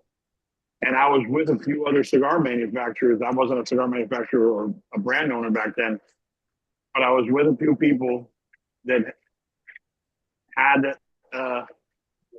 good access to things. And they go, hey, we just saw like a bunch of bales heading with the markings that, you know, blank markings, and those were heading somewhere else. But I also heard vice versa of like, hey, there were some bales that showed up here that might be going to this factory. I never got to see it really. A lot of rumors. Well, while we're on the controversy, quick question for you is, have you considered ever sort of being able to blend something as a lover of the Cuban tobacco leaf? Would you ever want to make a blend if you could and get access to it? I apologize. My earbud just died, so can you hear me okay? We could hear you perfectly fine. Perfectly fine. I'm gonna do it without it. Yeah, I mean, I've had access to Cuban tobacco, but it's always been a very small amount. So I can't do anything with it because it's not enough to really what I can make a few hundred cigars. I think what surprised me the most recently was, and I talked about this with George previously. I had a blend that Pepin Jaime actually put together in Nicaragua, but he was utilizing some of their new Honduran tobacco with Nicaraguan tobacco. And Pepin knows my palate really well. Like he knows the style of smoker that I am. And he looked at his grandson, my nephew, and he said, "Don't give Pete number one, give him number two." And of course, I wanted to smoke both of them, but Pepin knew that I would probably prefer number. I could get that sense that he knew, and I lit it up. And I just sat there for a second, and it threw me so far back in time. And Pepin looked at me and he said, "You feel like you're smoking an old Cuban cigar?" I go, "Yeah, exactly." And it got me excited because now I'm like really excited about doing the blending of the Honduran tobacco and the Nicaraguan tobacco because of the terroir and because of how those Cuban seeds react in the different soils. But again, the family uses Cuban seeds. Like they don't really go outside the Cuban seed portfolio. I mean, we do see, obviously Connecticut broadleaf. We use it for wrappers. Sometimes we throw a little bit in the filler to play around with it. Connecticut Ecuador, obviously very different. But when you look at all the other varietals we use, they're always Cuban seed varietals. Well, again, Sumatra, yeah. hybrid, obviously. San Andreas is completely different. More like broadleaf in the sense. I was smoking. What was I smoking? I was smoking a little San Andreas pork chop from next year's projects. And I kept on looking down at the cigar as I was smoking it because I kept on getting these huge chocolate notes off the aroma. Where's this? And it was like to the point where I thought someone was standing near me, but no one was around me. To the point I thought maybe there's someone, maybe my wife is burning a candle inside the house and it's coming outside the house. But it wasn't the case. It was coming from the cigar. And I was just like mesmerized by it. Like, I hope that every cigar gives this same result to everybody that gets to enjoy it because it was really trippy. It actually smelled like someone baking dark chocolate. Looking forward to that in the SNS Club next year. Yeah. Thanks so much, Pete. No problem, bud. Pete, what a fantastic afternoon it's been, and thank you so much for all the time you took with us and sharing your thoughts with us. Reinhard, I would put my other earbud in, but I know that it's crackly. I gotta get a new one because they die too quick nowadays. No worries at all, and we know you have all hell breaking loose weather-wise right next to No, you. it just stopped. It literally just stopped, and my patio's drained off, so I don't have the waterfalls going anymore. So now I can hear properly, and I think that maybe the speaker on the computer is better than the earbud. We can hear you Certainly. but we also want to be respectful of your time, and we really, really appreciate you sitting here with us for 2 hours, sharing all your thoughts and wisdom and insights. It's been Hey, if you have any more questions and you really want to stay on, I'll stay on, but I gotta go get another cigar. Please do. Please do. Round two, let's do it. Here for you all night, all day. Okay, well, I'll grab a small one because I can't stay on all day, but I'm gonna grab an SNS thing that we did last year. Oh, this will be interesting what his choice is from last year's SNS pack. It's gonna be the red label, right? The little The little shorty. Yeah, the Now, little, that's an amazing stick. was great, but let's see what he might surprise us. He might come back with something slightly bigger, like the middle of the pack.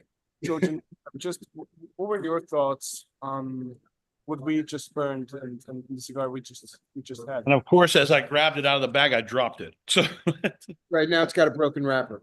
well, no, it was in cellophane and it's fairly durable. So Hey, That's two from last binders year's will pack. I don't two remember anything. binders will save it. What was in cellophane last year's pack?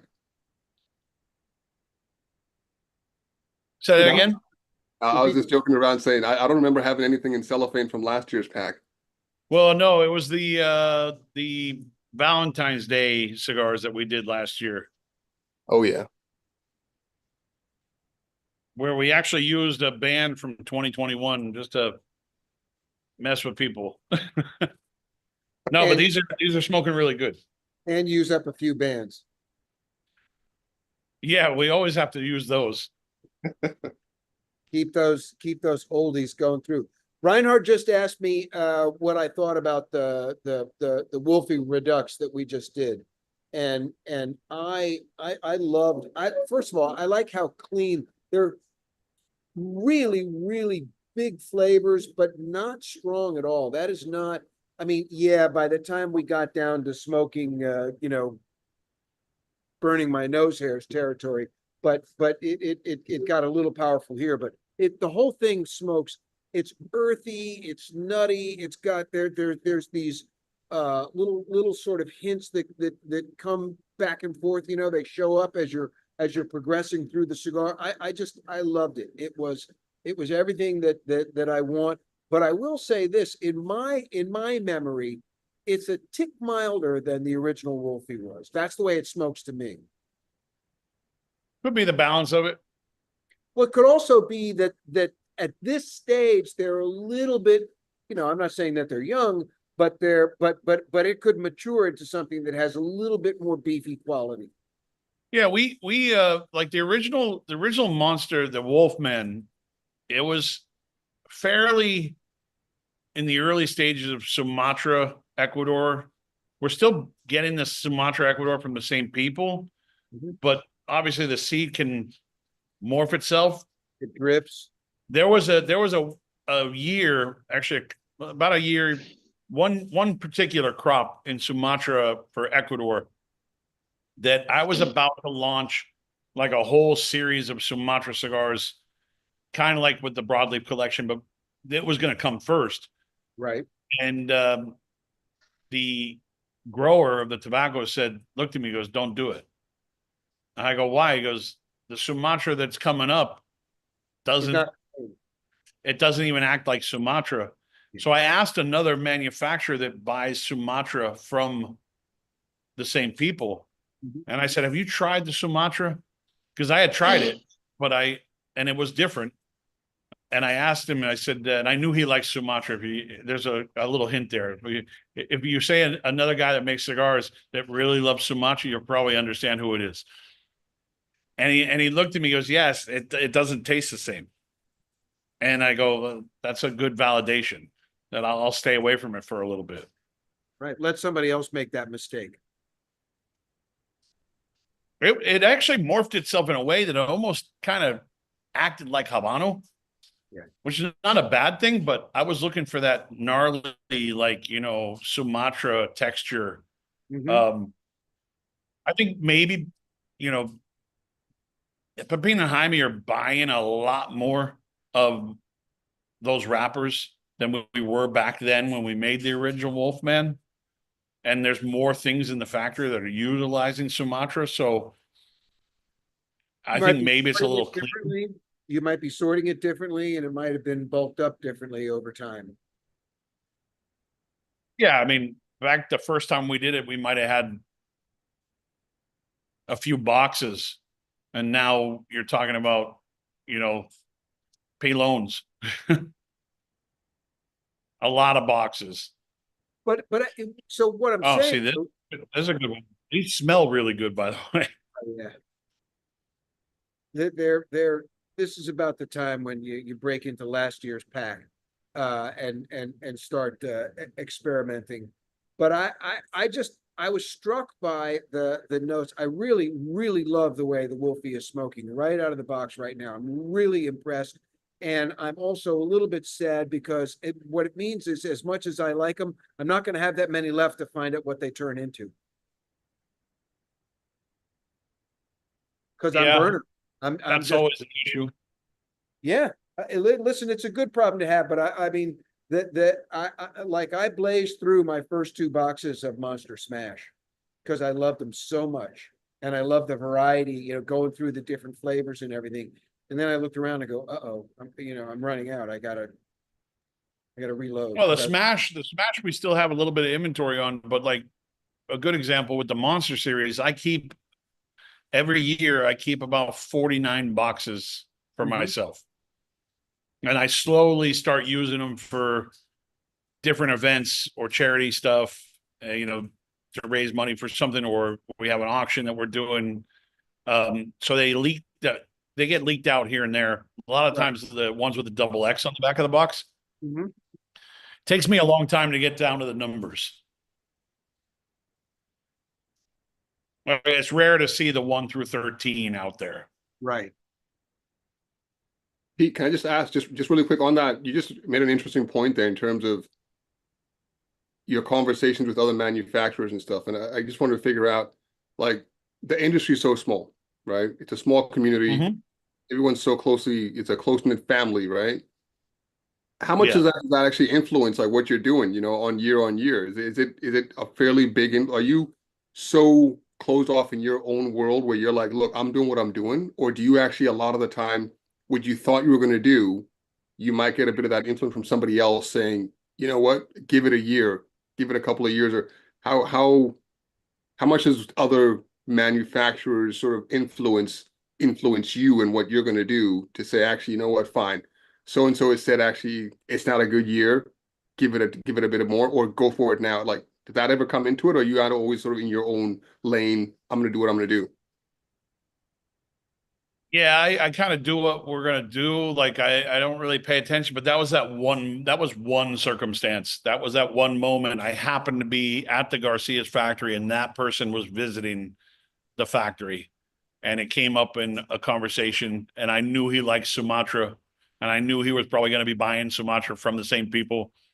So I said, have you tried this? And he goes, yeah, I didn't like it. I go, good. That's exactly how I felt about it too. But I usually don't. I try not to kind of pay attention to everything else. I'll give you a funny example. So Dion from Illusione and I we're very, very good friends, like very good friends. But there was a point in time that we were literally coming up with almost the same style of cigar, purely by accident. And we made like this, like we said, hey, we should probably not text each other for a while. Because it was almost like it was purely by chance, but it was almost like just a subliminal like influence that we happen to be working on something similar.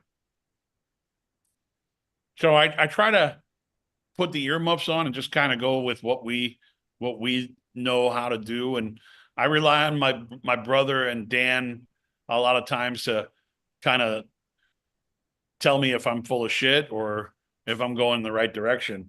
But you know, a lot of times there's moments that they could like a cigar that I'll just be like not happy with, and I'll end up changing the blend without telling anybody. So it's you gotta focus on what you're doing and just try to make something that pleases your palate first, then rely on what other people are saying. And is your palate always number one? Is that always, or 90% of the time, it's kind of what you're feeling or nothing? For me, it is. I mean, good. No, that's good. Look, we're not complaining. Cigars are made for us to smoke. The bonus is when other people enjoy them. But I'll give you a great example. I was on a My Father sales team trip. I'm not part of My Father, but I'm part of the family, right? And they were creating a new cigar called Fonseca, a new version of Fonseca. Right. And it was the year that they were coming out with their own version of Fonseca. And they gave them all out to everybody in the room, all their sales reps, myself. And I liked a particular blend better than the other. And I kind of kept my mouth shut, but I would ask a few of the guys, hey, which one you like? They'd always tell me the other one. And there was the occasional moment, there would be one of the guys would be like, dude, I really like number 3. I'm like, interesting. They're like, why? Which one did you like? I go, number 3 is my favorite. But they never picked number 3. They ended up picking a different cigar because the majority won. And they ended up going with the majority of the group. And I looked at Pepin and Jaime. I said, well, if you're not going to use it, can I use that blend? Because I like that blend. There you go. If you're not going to use it, I'll take it off your hands. No problem. That's usually the moment where they go no, because they know that I'm onto something. Right. And they probably used it for something else. That's the magic about cigars, is we all have different palates. And even in the factory, like I might taste something way different than what Pepin or Jaime are tasting. But ultimately, it's about making something that's pleasing to the palate. I don't need it overly complex. I need it to taste good. That's the ultimate goal. Taste good and smell good. If I miss one of those points, I think I'm missing the whole ball of wax. Aroma has a lot to do with it too. But Yeah. back to the idea of the question. You're surrounded by people with great skill and great experience. You don't need to go outside your own house for inspiration. You've never No. been a that followed the market. Your brand history is leading the market. And that's but you know me, George. I always followed the Cuban market because that really influenced me because it was. I always say that there was one of my biggest like triumphs when I saw my cigars on the same shelf as Cuban cigars, because then it was that moment that people could judge for themselves which one they like better. right. Or just on that Ultimately, point, Cuban Pete, cigars are the wheel, you know.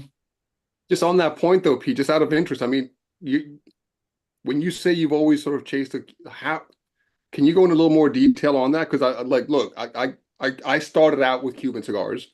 Yeah.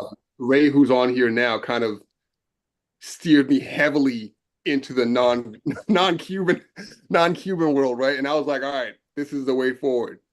And I smoke your cigars. I can see where the similarities are, and I can also see where the transition is. But how do you see yourself as being on that? Because I feel like it's a different flavor bomb, right? It is, but how long can I ask how long you've been smoking? Probably what now? 12 years. Okay, what's the oldest Cuban cigar you've ever smoked? All right, the oldest Cuban cigar I've ever smoked is Romeo Julieta from the 60s.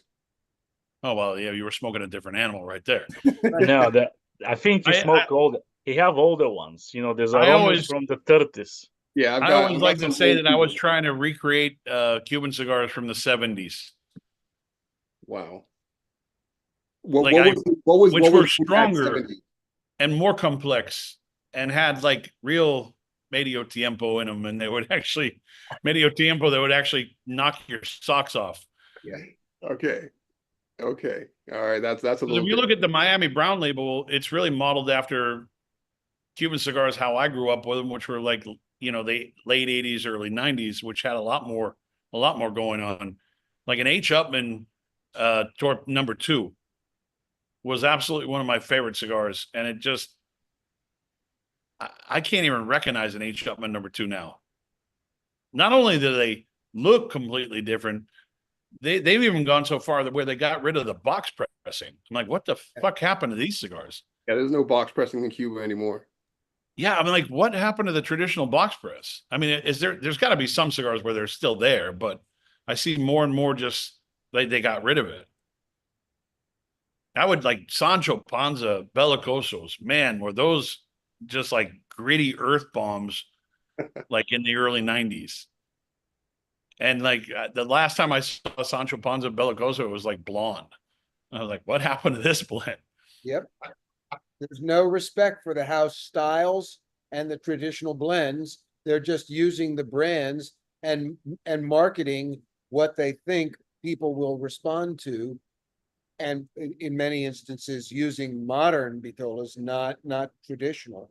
So they're along. I mean, George knows more about this than anybody that's in this room. And even up until the early 90s, the Cuban cigars that we were smoking were way different than what they're being offered now. Because they don't have the tobacco. They don't have the tobacco that they used to grow. So what happened? Something different. What happened? Sir Winston. So what happened? The big question in the elephant in the room is what happened? You know, at what point they started becoming much milder and milder and milder and milder and milder. Because obviously the old one called Cubans that I smoke, you know, we punch, you know, at some point, you know, we stopped punching. Is that the man was so big that they needed to produce him quicker. They took away a lot of the fermentation process. They started grabbing wrappers almost when they were coming out of the barns. Yeah.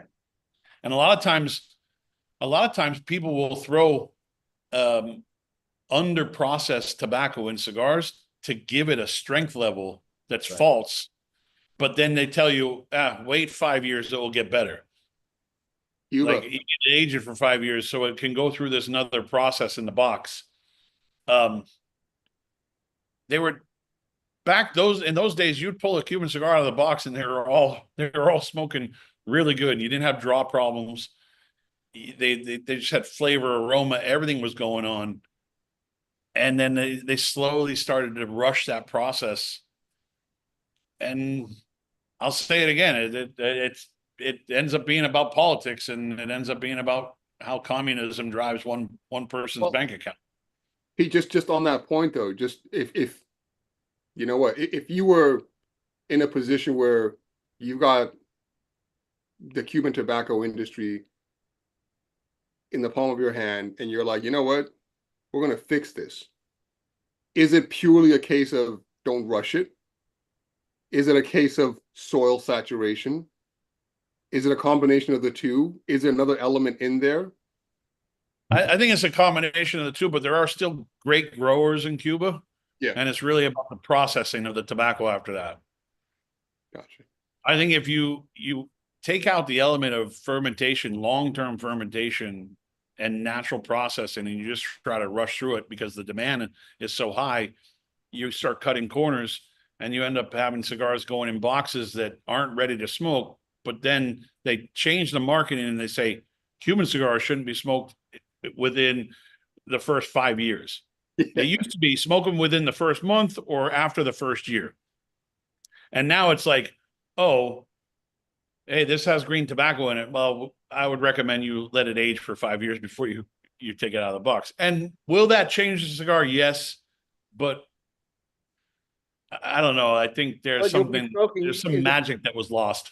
What you'll be smoking is a 5-year-old improperly fermented tobacco. So it's not one of the things I think is that they met with some success around some blends that they were deliberately trying to engineer something different. They were trying for a different personality than the traditional Cuban profile, as it was interpreted by 4 or 5 iconic factories, each of whom had their own house style and expression about it, and they produced iconic cigars. So there was always a big difference between a Hoyo Epicure No. 2 and a El Redo Mundo Schwa Supreme and a Partagas D4. You know, you're looking at more or less the similar Bitolas, but the personalities were different. But they achieved some success in the aughts, I think, with some blends that were deliberately engineered to be not only different flavors, but brighter. And it's hard to describe what the personality was, but they got money for them right away. And then all of a sudden, everybody wanted to do that. Everybody wanted to be the new X style and be in that price derby too, because, you know, remember, everything in Cuba is a pyramid, and it's what gets the rewarded is what's at the tippy top of the pyramid. And I mean, look at custom rolls. Look at custom Cubans. Like, you can get some custom rolls that are amazing. Yeah, but and on that there's a little bit more care to it, you know? Yeah. What's that? On that point, though, for custom rolls, you get custom rolls out of Cuba, and they're good within the first 6 months of being rolled. If you don't smoke them within those first 6 months, you got to wait for 5 years. You know what I mean? I've had some that I could easily smoke back to back over a long period of time and be very happy with them. But a great example is one of my favorite cigars to this day, and I refuse to smoke them now, was the Romeo Cazadori. It's a unique Vitola, a unique size. And back in the late 80s and early 90s, every box of Romeo Cazadoris were dark and gnarly, and they smelled like a chocolate factory every time you open them with the foil bundle. And then one day they came out blonde in color, and then they put a band on them and took away that kind of like vibe that they had. I'd rather go buy a Quintero Favorito. Because I know that the Quintero Favoritos were going to be, the age of the tobacco was better because it was sitting longer. And those were all the tips of the cigar, of the tobacco leaves that got chopped off. So there's a lot of strength in them. And when I was smoking Quintero Favoritos, they were like a €1 or something like that. So it was a cheap date. I think they're like 15 pound in the UK, but they were a cheap date for a while. And I've had bad boxes of those, by the way. I bought a box of those in the Dominican that were horrible, but the previous box I bought in Spain was great, you know? Pete, just on that point, I've got to ask, right? Like, you're at a stage now where the brand, you know, Tatuaje, and just in terms of where you are, did you ever think when you started out and you figured, you know what, I'm gonna make my own cigar? Like, did you ever feel you'd get to that stage?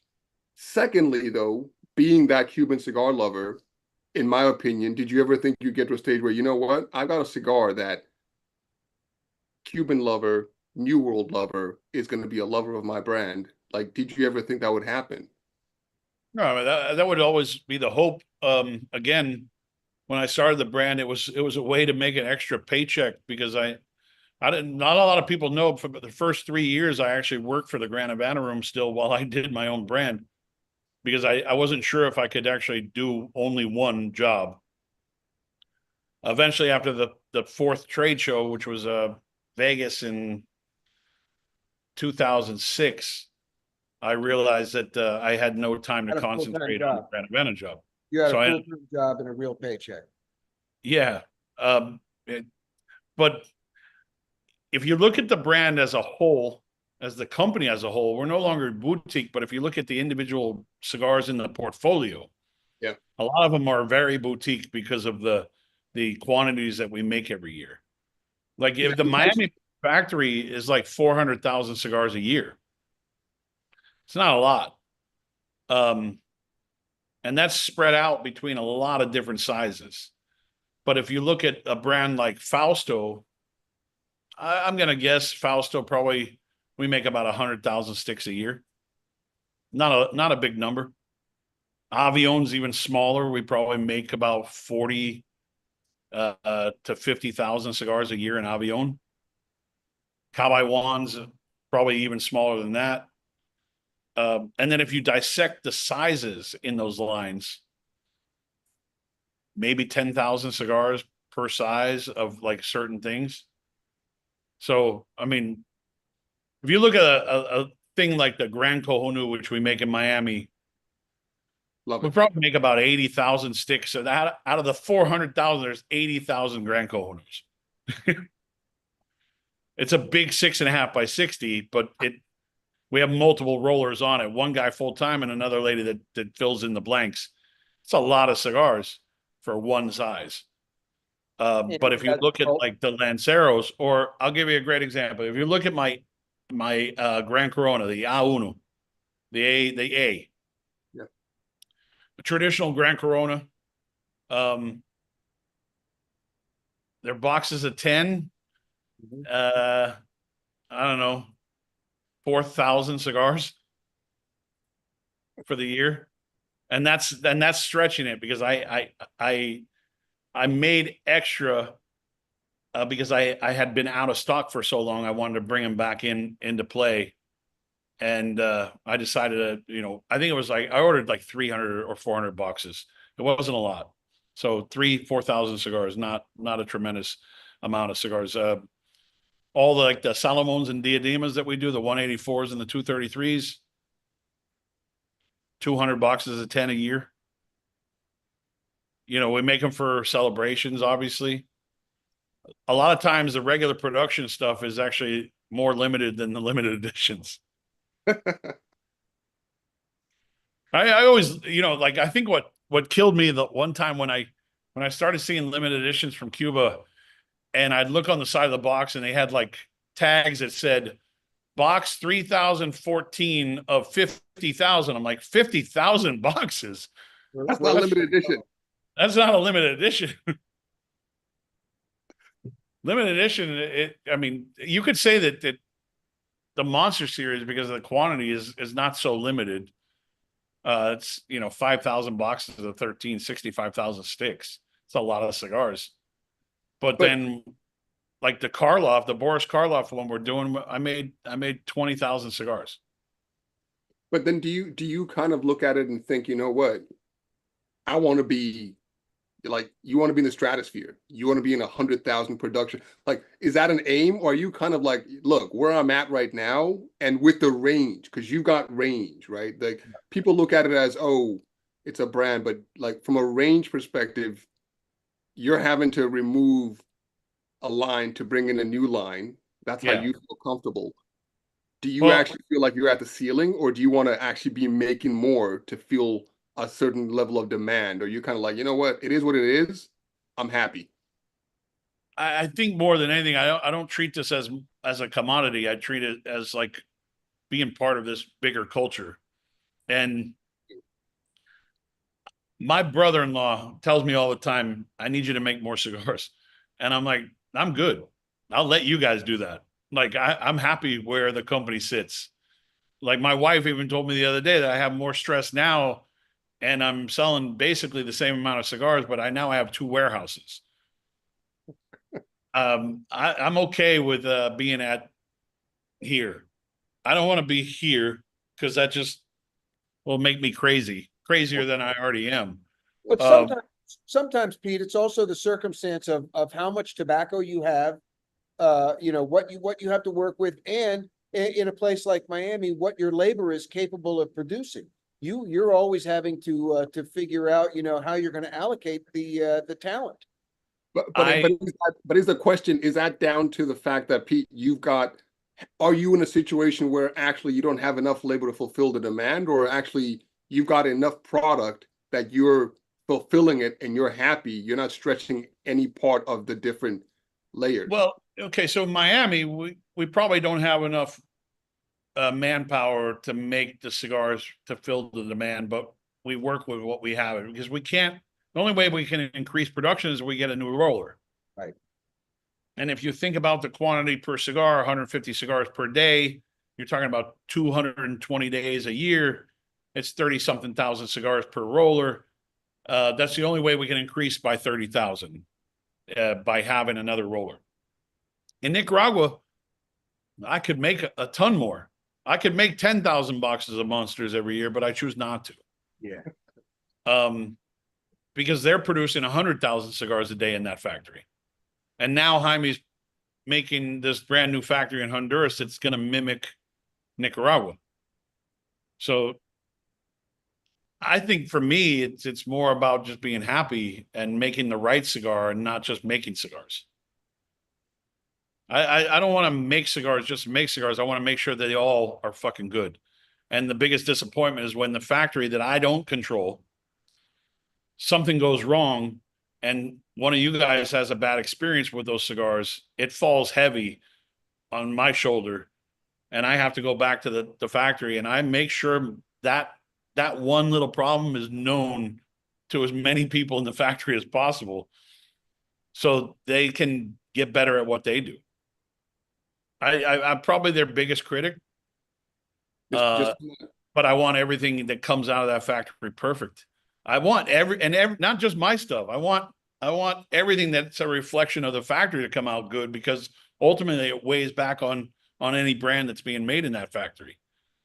If the Garcias have a bad cigar of their own portfolio, it's going to weigh on John Huber with Crown Heads. It's going to weigh on Nestor Miranda. It's going to weigh on the Ashton people. It's going to weigh on me. And ultimately it's going to weigh heavy on them. I think for me, it's about making sure that everything is great. And that's why I'm so happy about the quality of what's coming out of the factory now. And I'm hoping that we can sustain it for a very long period of time. I continue. Love it. Yeah, well, now you have a challenging question. So would David have got that figured out? So why, some other families couldn't? With who? Davidoff? Yeah. That's a different beast though, right? Yeah, I mean, but exactly, the quality control and everything, is, I'm just curious, it's same industry, everybody copies, each other, and specifically when it comes down to, I would want to hope for quality control.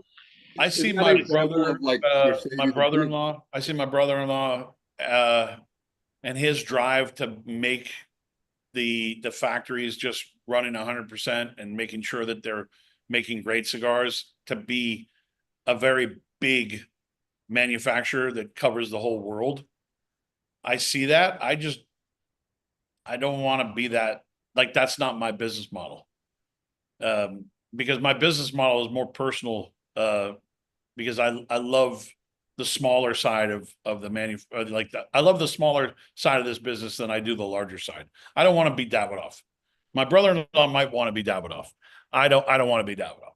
I also don't own the factory. I don't have the stress level of the factory, but I But don't know. Like, if I being- end up making more cigars this year, it's because we made the right cigars that people wanted.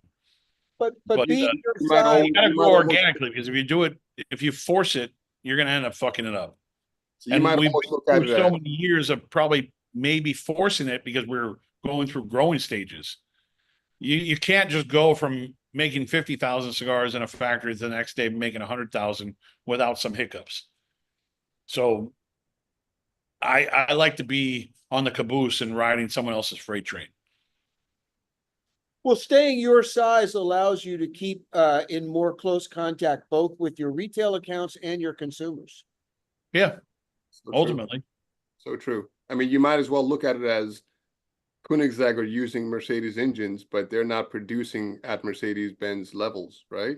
Who actually made this analogy? Was it you, George? Someone made this analogy with me the other day that my father is Mercedes-Benz and I'm AMG. Oh, there you go. There you go. Oh, dude, you are Brabus. You are Brabus. Yeah, You're Brabus. I'll take it. Yeah. That's a really good analogy, though. You are that Brabus, that Koenigsegg, and you're producing quality, limited amount. I would rather be Ferrari over Volkswagen, but maybe not with Ferrari pricing. Because I Definitely still not. want to have Volkswagen pricing on certain things. Yeah, please don't charge us Ferrari prices, please. Nah, yeah. A retailer the other day told me that I shouldn't be afraid of getting into different levels. And I said, I have those cigars, and those are made in small quantities and they're there for a purpose. But I don't think I would want my whole brand to be about that level, because I need to have every level. What I'm doing is going into the factory and asking for the whole cow and not just the filet mignon. Yeah. And ultimately, I end up being a better client of the factory because I'm not only asking for filet mignon. But there is always a problem, you know, and a classic problem is demand and supply.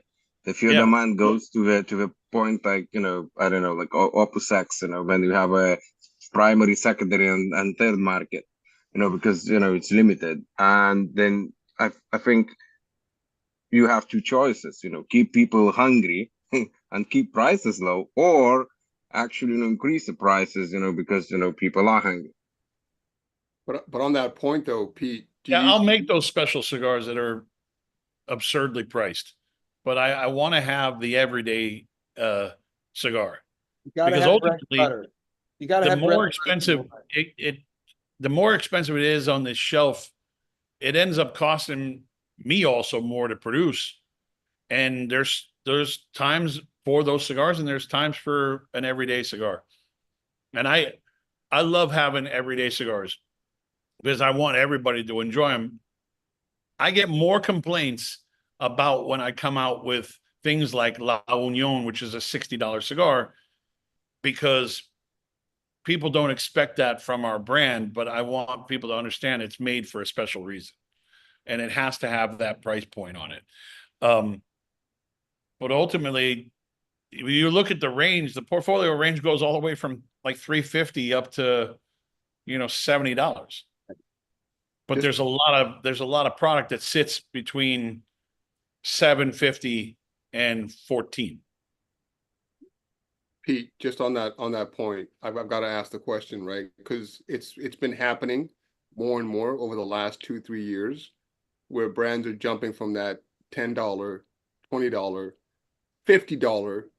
We've got a special super duper limited edition $100 cigar. There's two So- factors. One's called pandemic pricing. The other part is you can thank Cuba for a lot of that, because once brands like Behike went up to what, 300 pound a cigar. Oh, it's more than that now. We actually, when we came out with La Union, everybody thought it was going to be $100 cigar, and we all agreed that 60 was a perfect number for it because it was affordable but also special, and it's not a cheap date. It's a celebration product. It's a celebration cigar.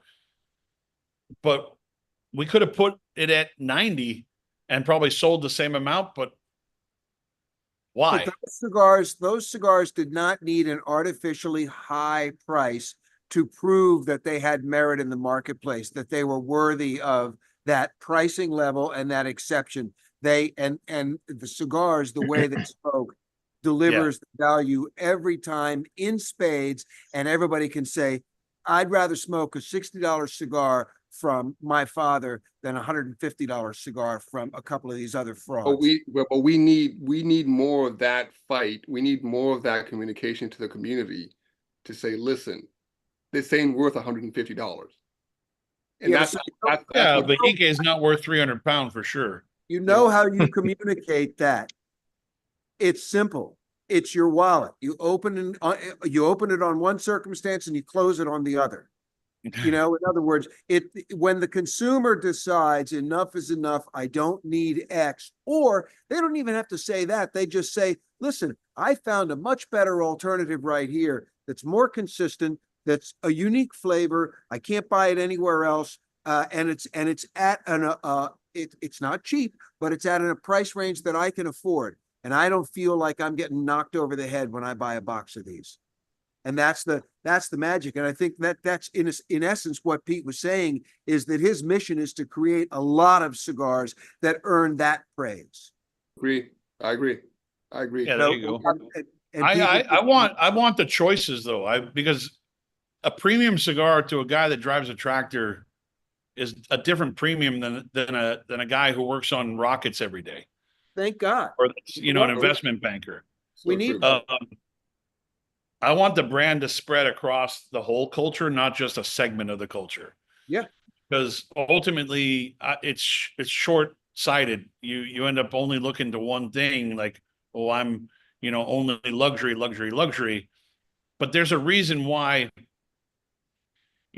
these big fashion houses have multiple levels within their fashion house. They don't own Chanel quality.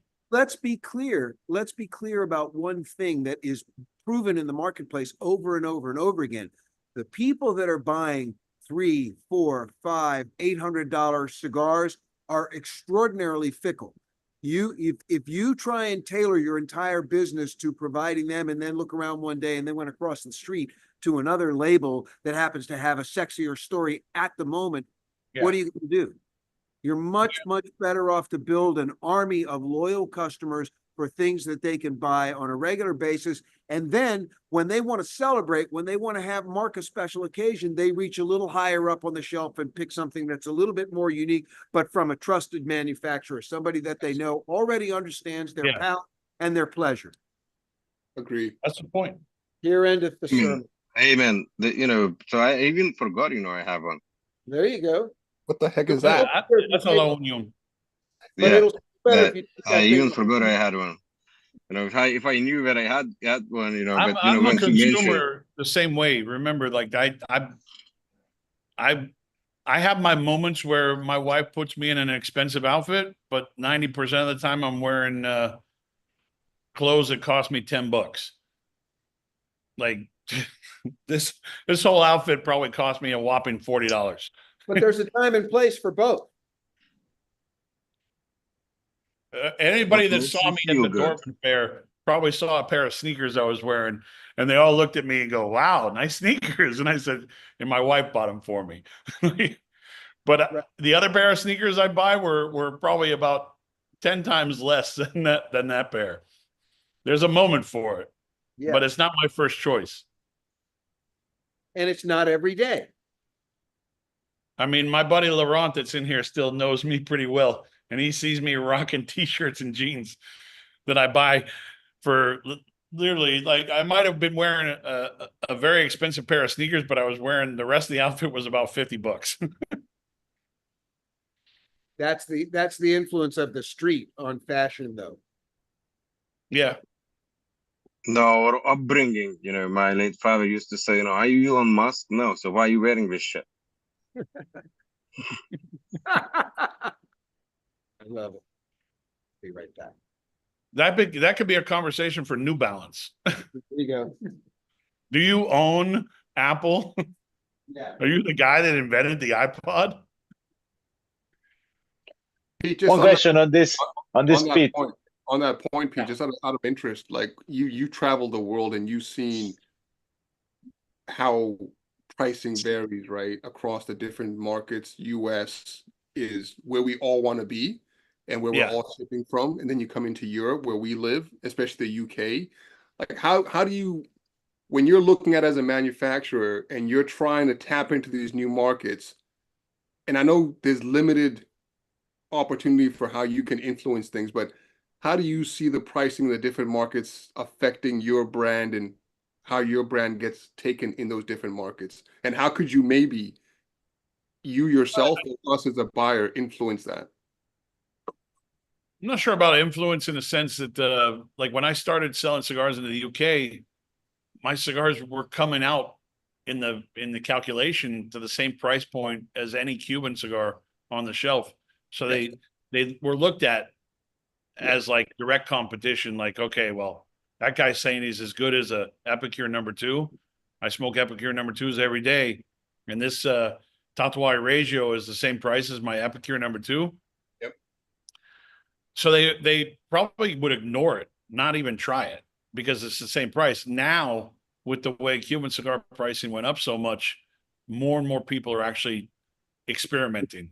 And the only thing that we can do is continue to consistently make those cigars the way we know how to make them, but also to try to keep the price points at a reasonable level and not exaggerate the price just because everything else is getting exaggerated.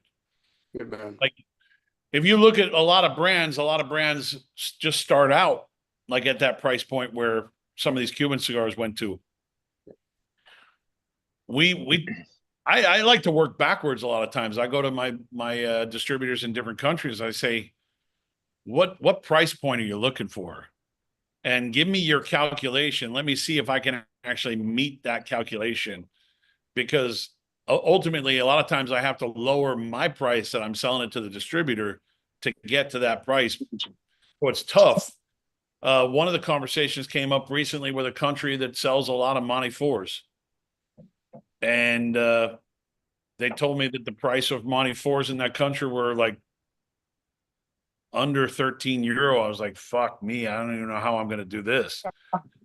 But all, the Garcias do all my distribution. I just have a quick conversation with them. Like, I want to put a cigar in that market at that price point.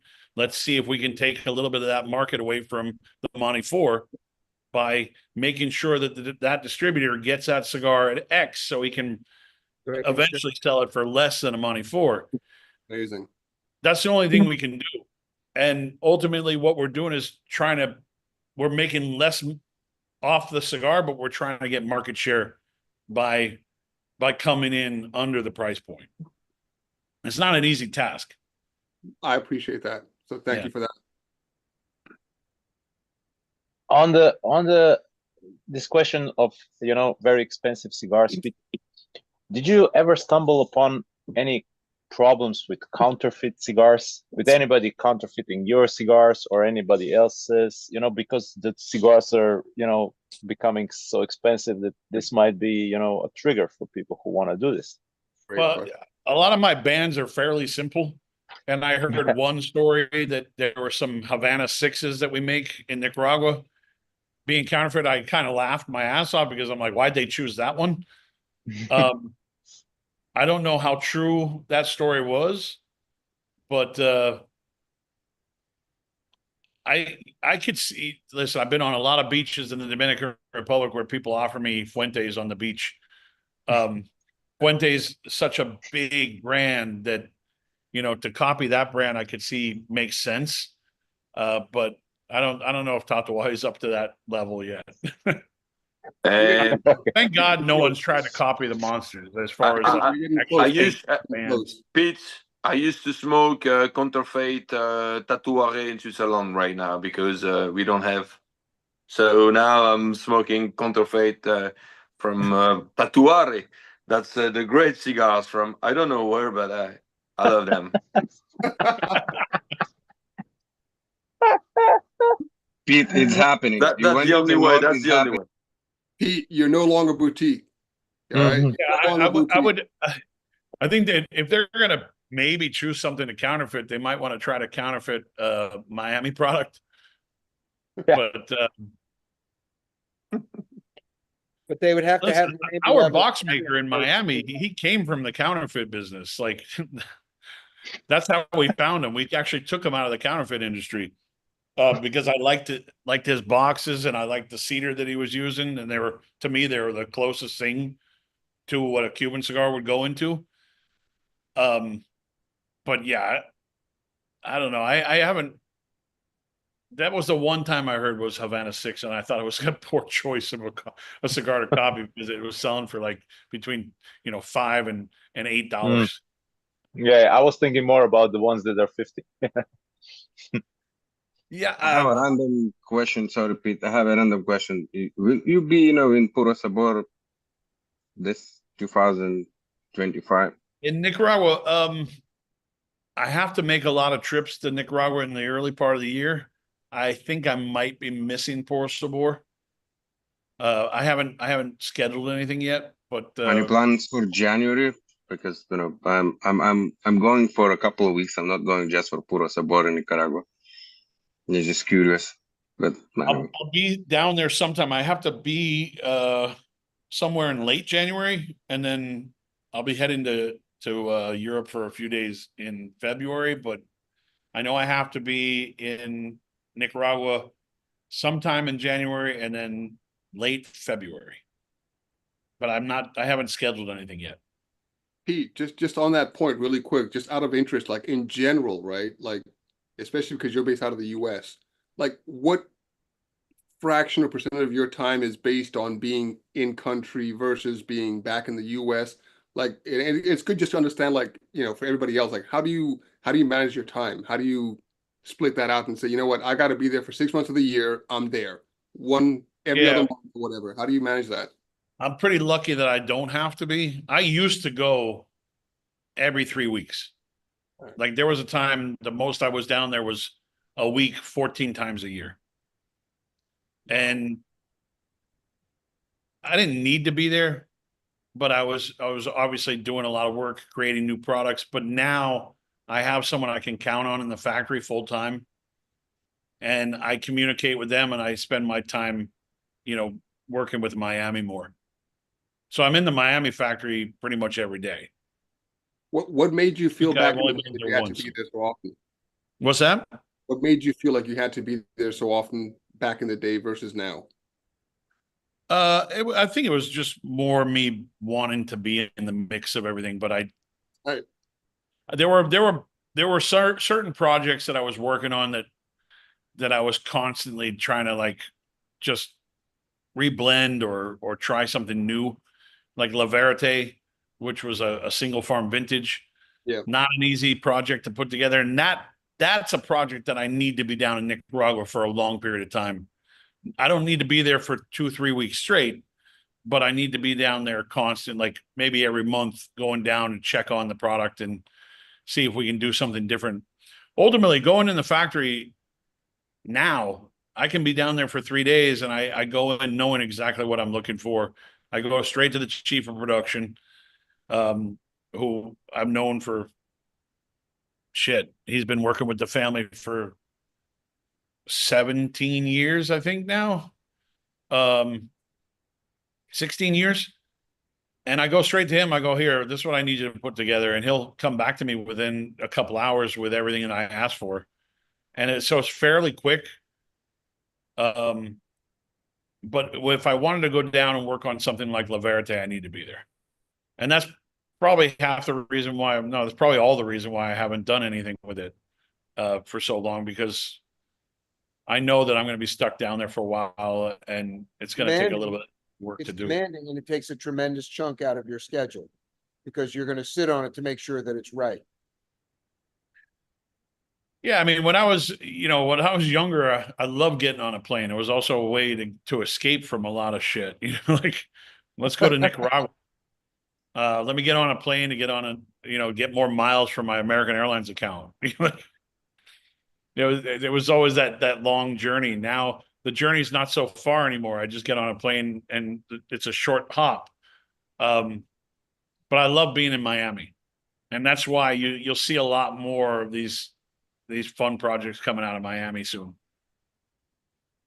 Can't be soon enough. There's also things about Miami that I've been aging product for a really long time, that I have like this process with some of the stuff that I do in Miami, where I go through several aging periods where before they even get boxed as their final product.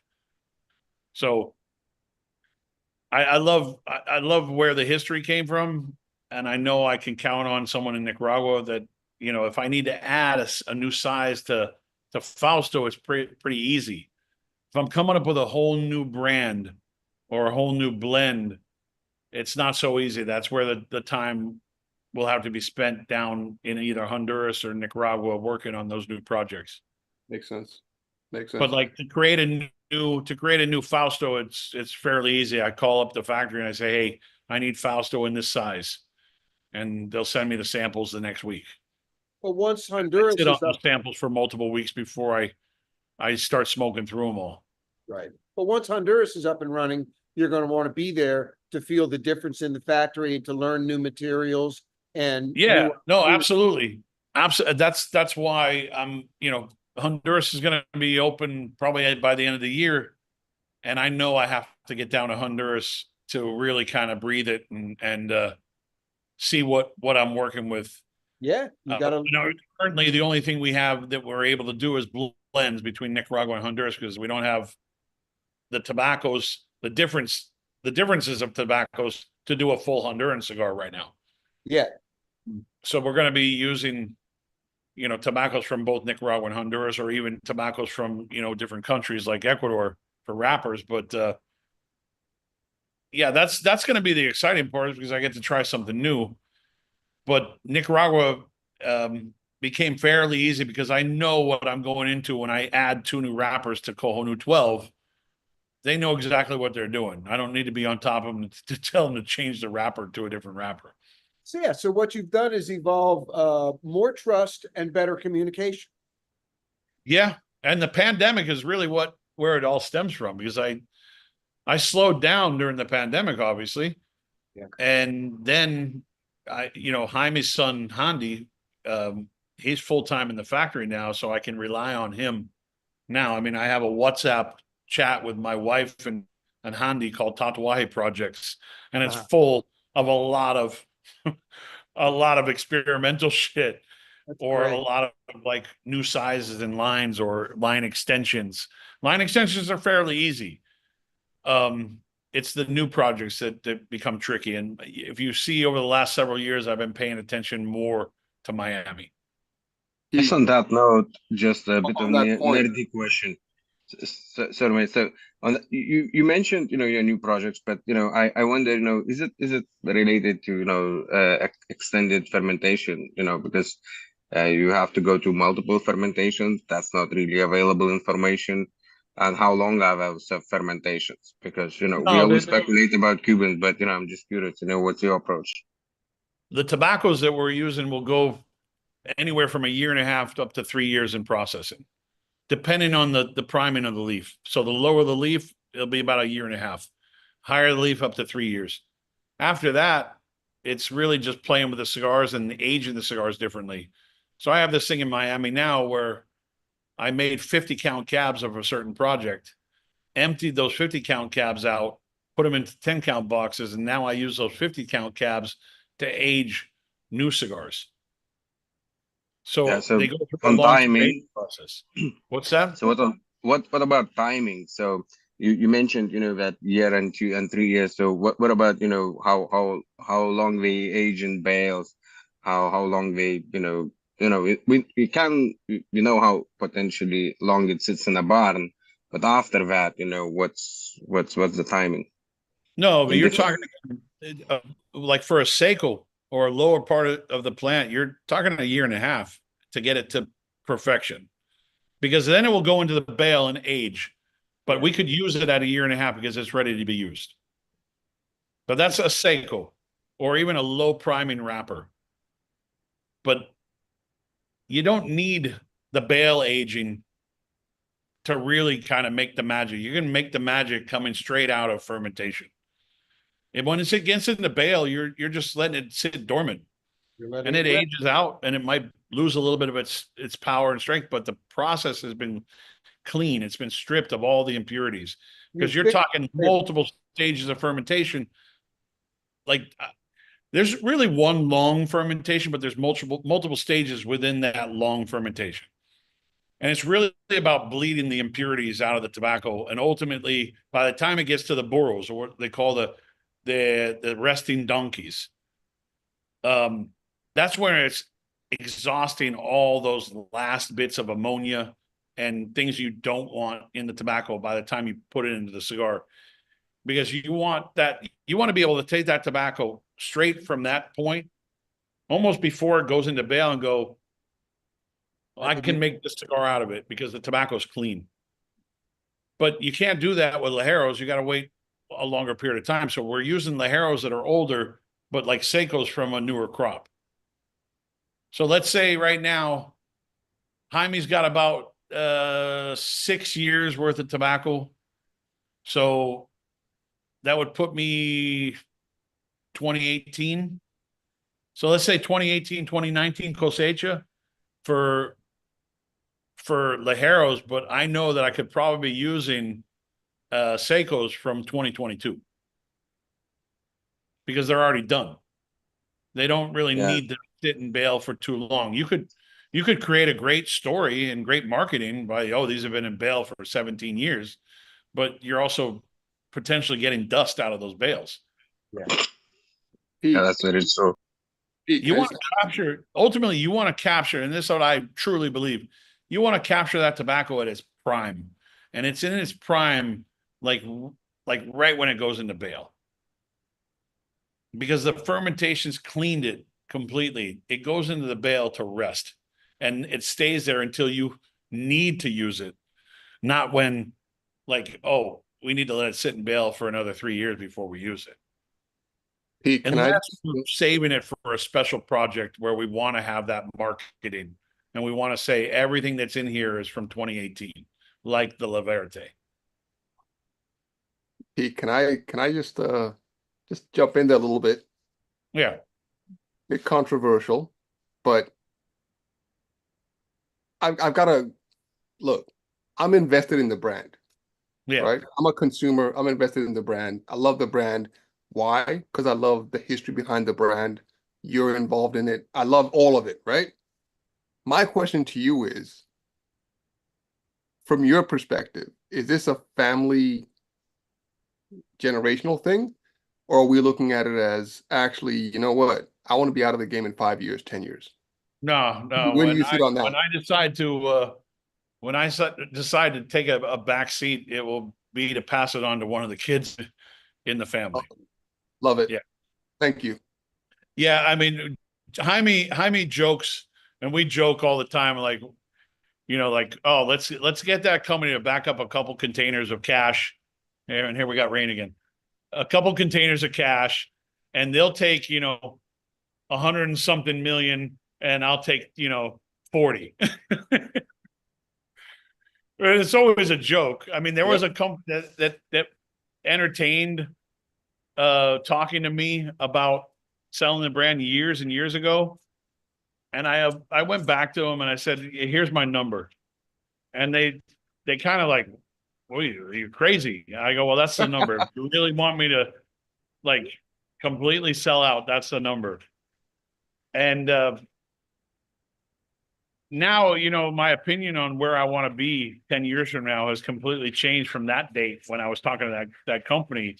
But I also gave them such a high bar to hit that I knew they weren't going to hit it anyway. So I was like, I'm not going to, I don't know, like it's a family thing for sure. Good. They would Wait have for to come to the wait for family. Chinese coming with a full bag of cash. What's that? Yeah. Wait for Chinese coming with a full bag of cash, you know. Stop They tempting him. grab the Gabanos Do to not say, you tempt know, the there is man. no. Do not tempt him. All right. Leave the Chinese Yeah, out. of it. there would have to be an obscene amount of money like offered for them to go. And if they sell, I sell at the Change same your time. number, yeah.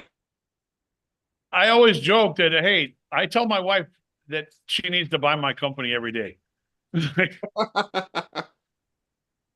Because ultimately I still want to have my thumbprint in it, you know? I made the joke that I was going to give my company to my nephew and the middle kid in the house. But I would still sit behind them and make sure they weren't going to fuck it up. Good man. The only reason why Pepin can be so relaxed in his life is because he knows that Yanni and Jaime aren't going to fuck it up because they started the company with him. They didn't acquire it because of generational. They're more worried about the next generation. And that's why they're training them now to make sure that they don't fuck it up. But I don't see Jaime retiring anytime soon. He's always going to have his thumb on every button. And if you look at Pepin goes to Nicaragua and he wants to go to the farm, and then he'll leave that farm and go to the next farm, and then he'll leave that farm and go to the next farm. He hates sitting in Miami. He wants to be in the mix of everything, and he wants to see everything going on, and he wants to stress over why they don't have enough people in the farm to pick the crop at 4 p.m. on Tuesday. You know, like that's his world, that's his life. But he knows that Jaime's taking care of everything. Jaime's taking care of all the other clients. He's making sure that Jaime's making sure that the factory is in tip-top shape, and Jaime has multiple people below him.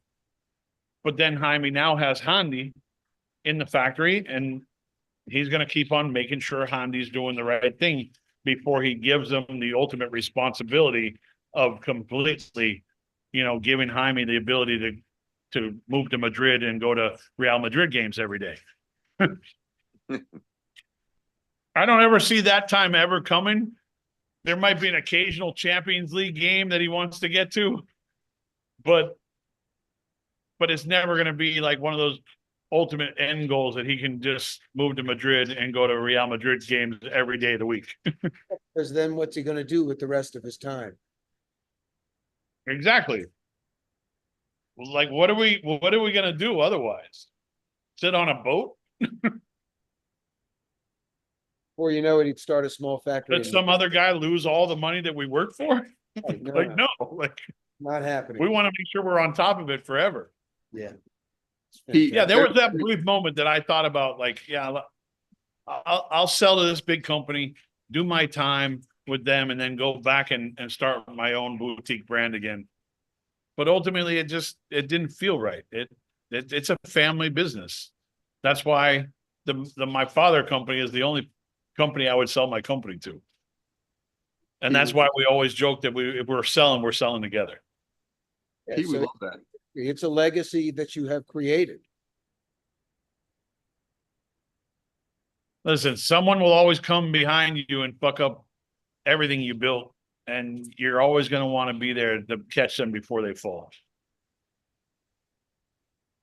Pete, out of interest, just when I Yeah. look at it very, very, very selfishly as an SNS member, what have we got to look forward to? What have you got planned for us over the coming years? What can we... SNS will still stay small. I mean, I told Casper that, you know, I like the number of 2,000. It's a comfortable number. So I'm not getting a membership. Shit. No, Listen, no, like, hey, listen, Albert Forget it. All right, move on. If we have to increase, we have to I'm increase trying. organically. It Yeah. makes it easier for the factory if we were like 3,000, but it puts more stress on us to make sure 3,000 kits go out. Exactly. Listen, forget Albert. All right, it's all right. He's not important. Forget him. Listen, man, there's always people dropping out. Yeah. There's always people dropping out, and there's always new people dropping in.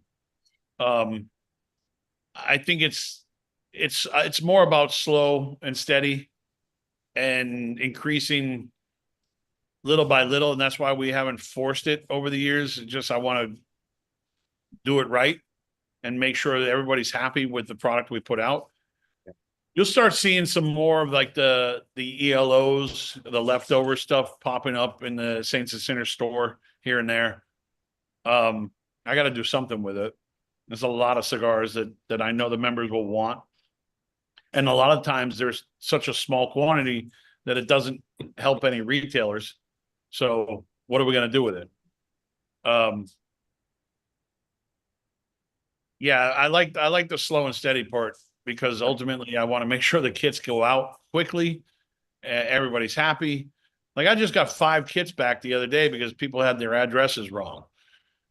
And that frustrates me because Yeah, I can how many imagine. times we go through, make sure your address is correct. But it's always been about making sure it's doing right by the members and making sure we offer fun things. Not all of it's going to be like new and, super secret stuff. A lot of it's going to be like some of these leftovers that I know the members want, because they don't want to buy another Monster Smash box because they don't want to buy 10 more just to get 10 more francs.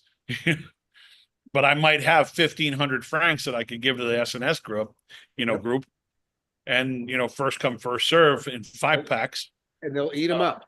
They'll eat them up. But you know what? Hold on. I'm just on that point, Pete, where do you see the future going in terms of the future collaborations with the whiskey makers? Like we saw some interesting things coming through this year. Yeah, already. and those Which we I were thought was waiting for great. those for a while. Those things we were waiting for a long time. Like when that Willet barrel dropped, that was sitting for 10 years. I mean, Okay. and I knew it was going to be expensive because anything that goes over 9 years from Willet, the price just jacks up like crazy. Yeah.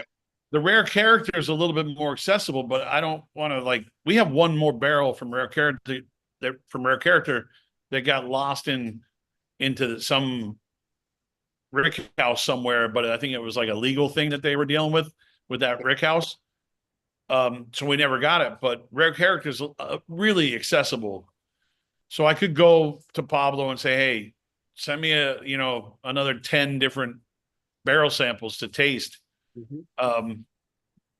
My buddy Joel from Life of Lux, he does them all the time with Pablo, and he still does them with Drew from Willet. Willet's a little harder to access, but ultimately it's really about me sending a text message to Drew and say, hey, do you have time for us to come and pick a couple barrels? He might say yes. I haven't asked him. I'm also one of those guys that doesn't like to ask too much. If someone comes to me with an idea, a concept, I'll be like, yeah, I'll try it out. Like Pablo was from Rare Character. That came through our buddies, Joel from Life of Lux. He's the one that introduced us to him. And it took about a year for us to get barrel samples from him.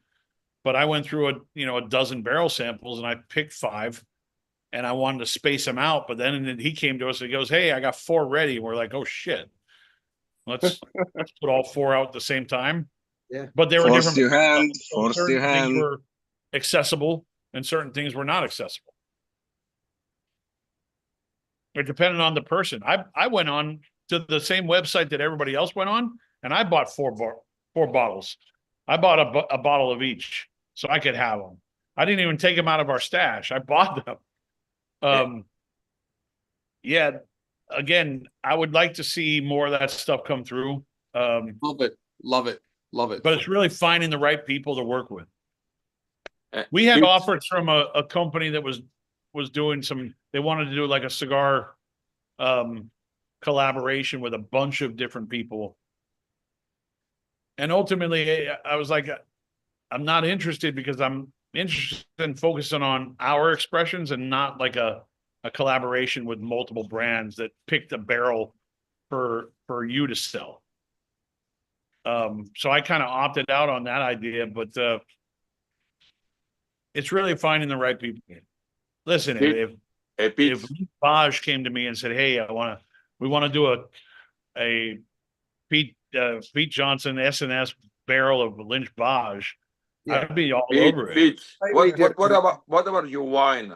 Because I'm a lucky guy. Then I tried your Bordeaux.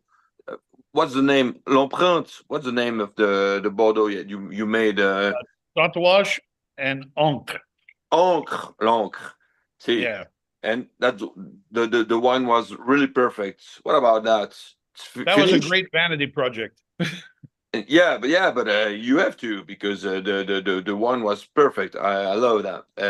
Yeah, that's actually it's grapes from different parts of Bordeaux, but Yeah. the one that I did with Ancre was 100% Saint-Emilion, and it was all vinified and barreled, aged and bottled at the facility that's on the Lynch Baj property. So that was a lot of fun because I got to play in someone else's playground. But ultimately, it was like I did 5 vintages. And I was like, okay, that's enough. I have too much wine. I didn't really try to sell it. I offered it to the club members here and there, but then I said, I'm going to run out of this stuff. I want to keep some for the future. It was a good way for me to test my blending skills with wine, but also practice on blending as a whole. Yeah. And then I'll obviously have a bunch of wine to enjoy over the next, several years. That's why. Pete, I hate to say it, but we finally managed to run out of battery. And we're getting close to 3.5 hours here. It was such a wonderful time. You guys are awesome, man. I appreciate that the questions today were awesome, and I appreciate you guys taking the time to listen to my answers. I hope you understand a little bit more about what's in this mind of why I do things the way I do it. I love this industry. I want to see nothing but the best for this industry, and I want to see good people in this industry to move forward and continue to do great. And there's a lot of great people, and there's a few charlatans that are in the industry for the wrong reason. Those guys I don't care about. I want to see the people that really truly love the industry to move forward and progress. And I'm hoping more and more of those good people come in, and less of the people that are just here to try to make money. Just keep doing your thing, and that inspires more people to want to reach that level themselves. Yeah. We love you, Pete. Thanks, you. Guys. Thank you. So much, Ethan. Thanks everybody for watching today. Much love. All of your engagement. Fantastic. Thanks for hanging in there with us. Cheers, guys. Thanks, guys. Appreciate it. Take care. Everybody. Thanks, Pete. Thanks, Pete. Thank you. You guys.